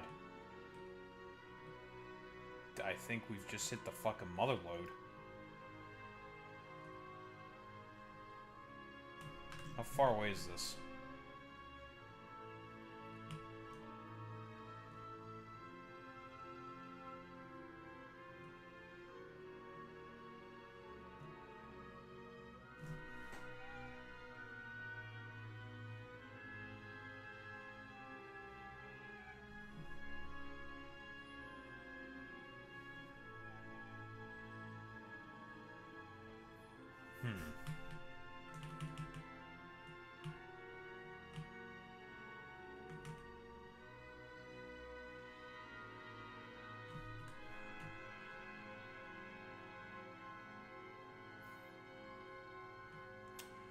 This is the fucking mother... This is exactly what we're fucking looking for, though.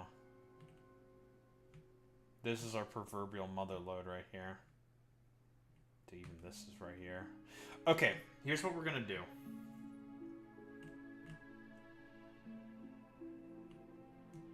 I have come up with a solution to the problem. We're gonna set up a bunch of fucking farms right here.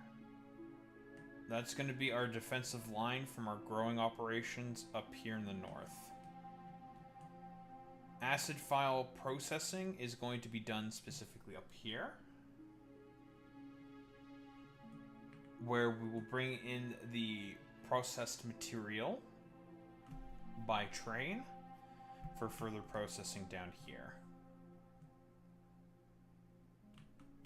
This is probably going to be one of the more unique modular factories that I think we're going to be building. But I mean, this is a really good plot for making farms.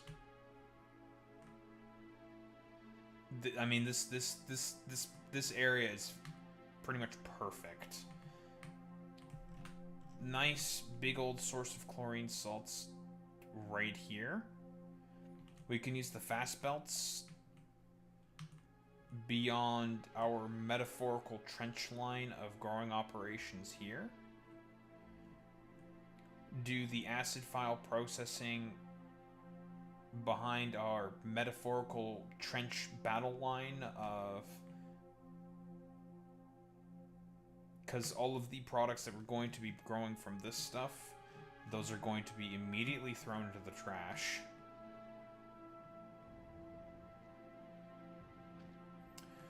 We need to keep extra sprouts so we can make the paste. Luckily that only needs water, so this is fine.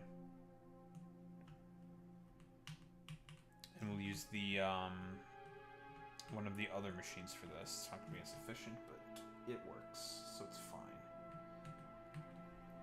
So growing operations up here. Now the only problem with this is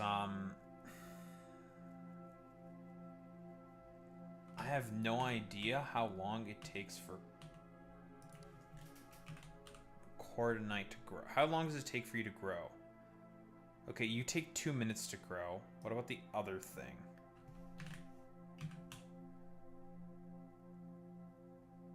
It's the acid file lichen. Oh, what's the name of the other stuff? Chlorine salts.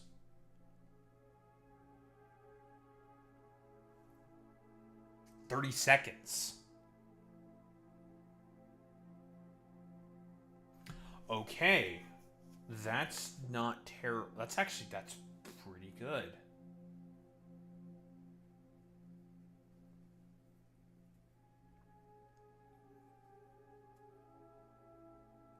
That's really good.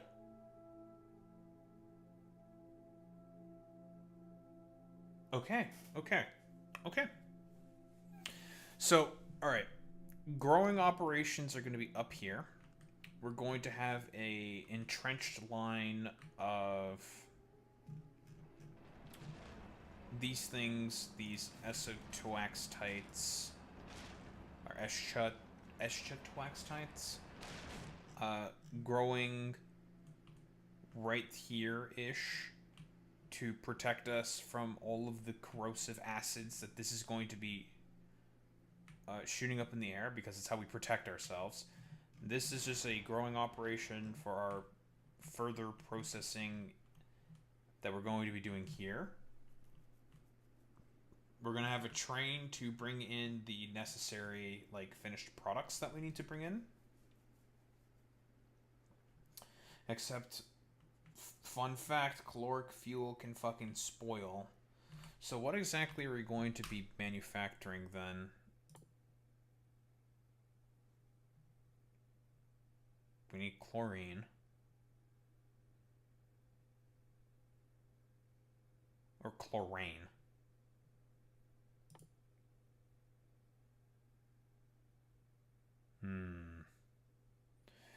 We need the caloric fuel for science.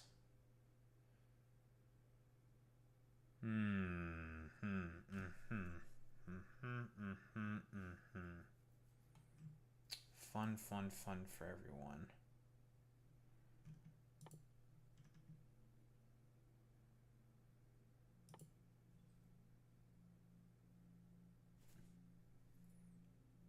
Hello.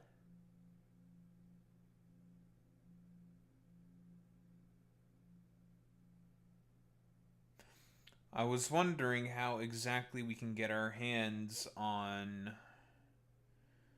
Because I was about to say, I'm pretty sure this planet has a way in order to be able to get petroleum-based products. I'm like 95% certain this is the case. This is how. It's the esotoaxtite paste and chlorine. I have to craft the paste in order to do... I mean, we can craft that paste right now, honestly. This is, like, kind of whatever. Okay.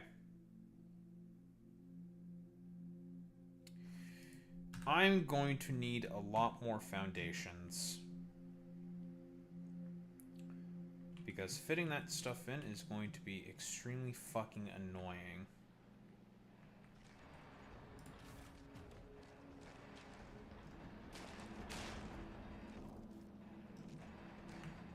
Eventually this stuff will flow decently. It will take a little bit of time, but it will flow decently. Although honestly, I could just add more. Like another farm here and another farm here. Okay. I know what we must do.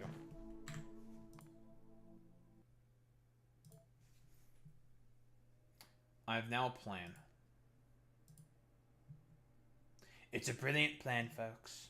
It's a great plan.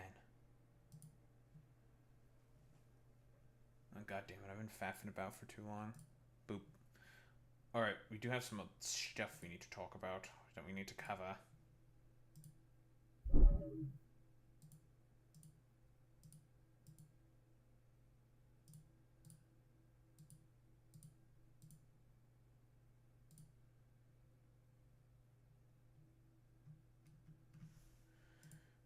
Lovely, lovely, lovely.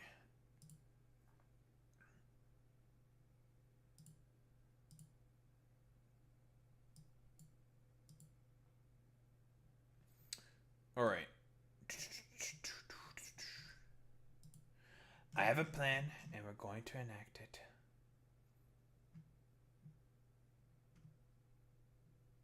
I was not paying attention at all to chat, because I was mostly, like, thinking about how the fuck I'm going to take care of this. Oops.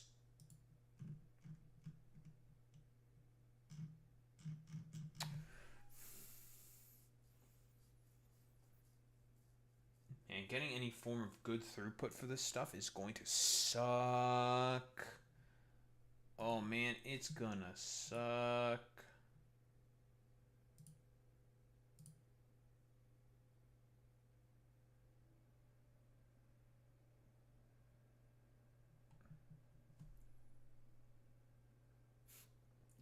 Stanford researchers found that overworked AI agents began embracing Marxist views. That's funny.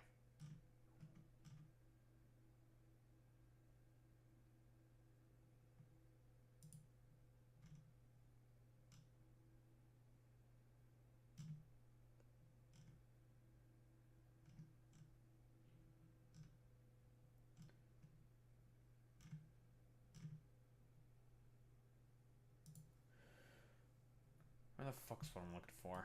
It's you. That's what I'm looking for. Alright. I'm gonna grab some water.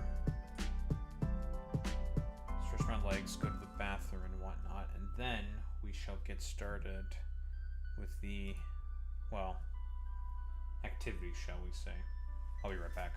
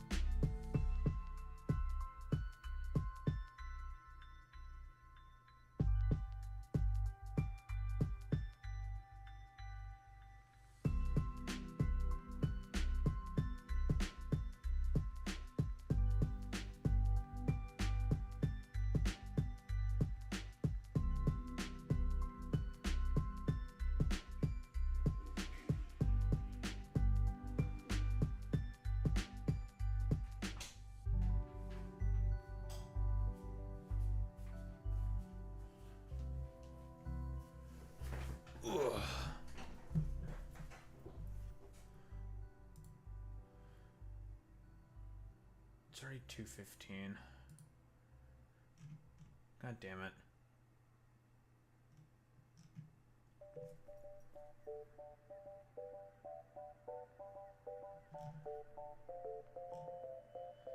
Son of a fucking bitch.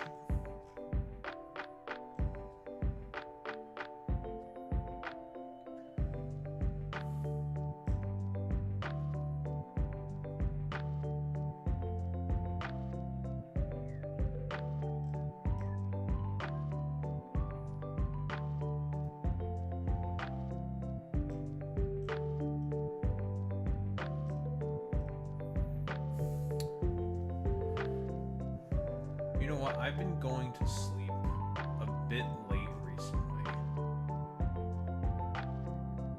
And I would like to make sure that I would be able to get some sleep. So I'll cover the other topics that I wanted to cover in the fucking goddamn... I'll cover them tomorrow. I'm fucking tired. Who are we gonna raid out to today? Am I gonna race Boy Meets Mini? Never.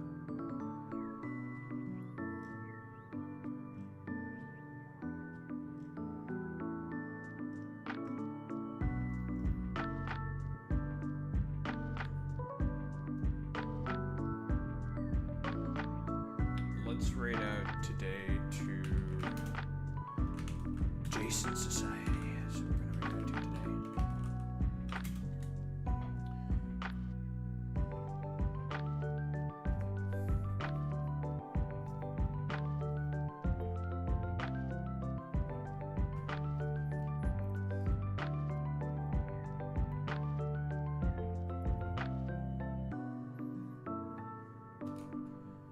Alright. Raid messages. You know what to do, you know what to say. If you're a sub, you say you've been blessed by the Romanian Jesus with the Transstride. If you're a non-sub, you do the WoW-wee with the dowry, but so show appreciation. Those are any case gamers. I will be back tomorrow, and it's going to be more and more of the same. Yapping about random bullshit. Playing more factoring of our Oreos. And you, gamers. I will be back tomorrow. Same time, same place, same face.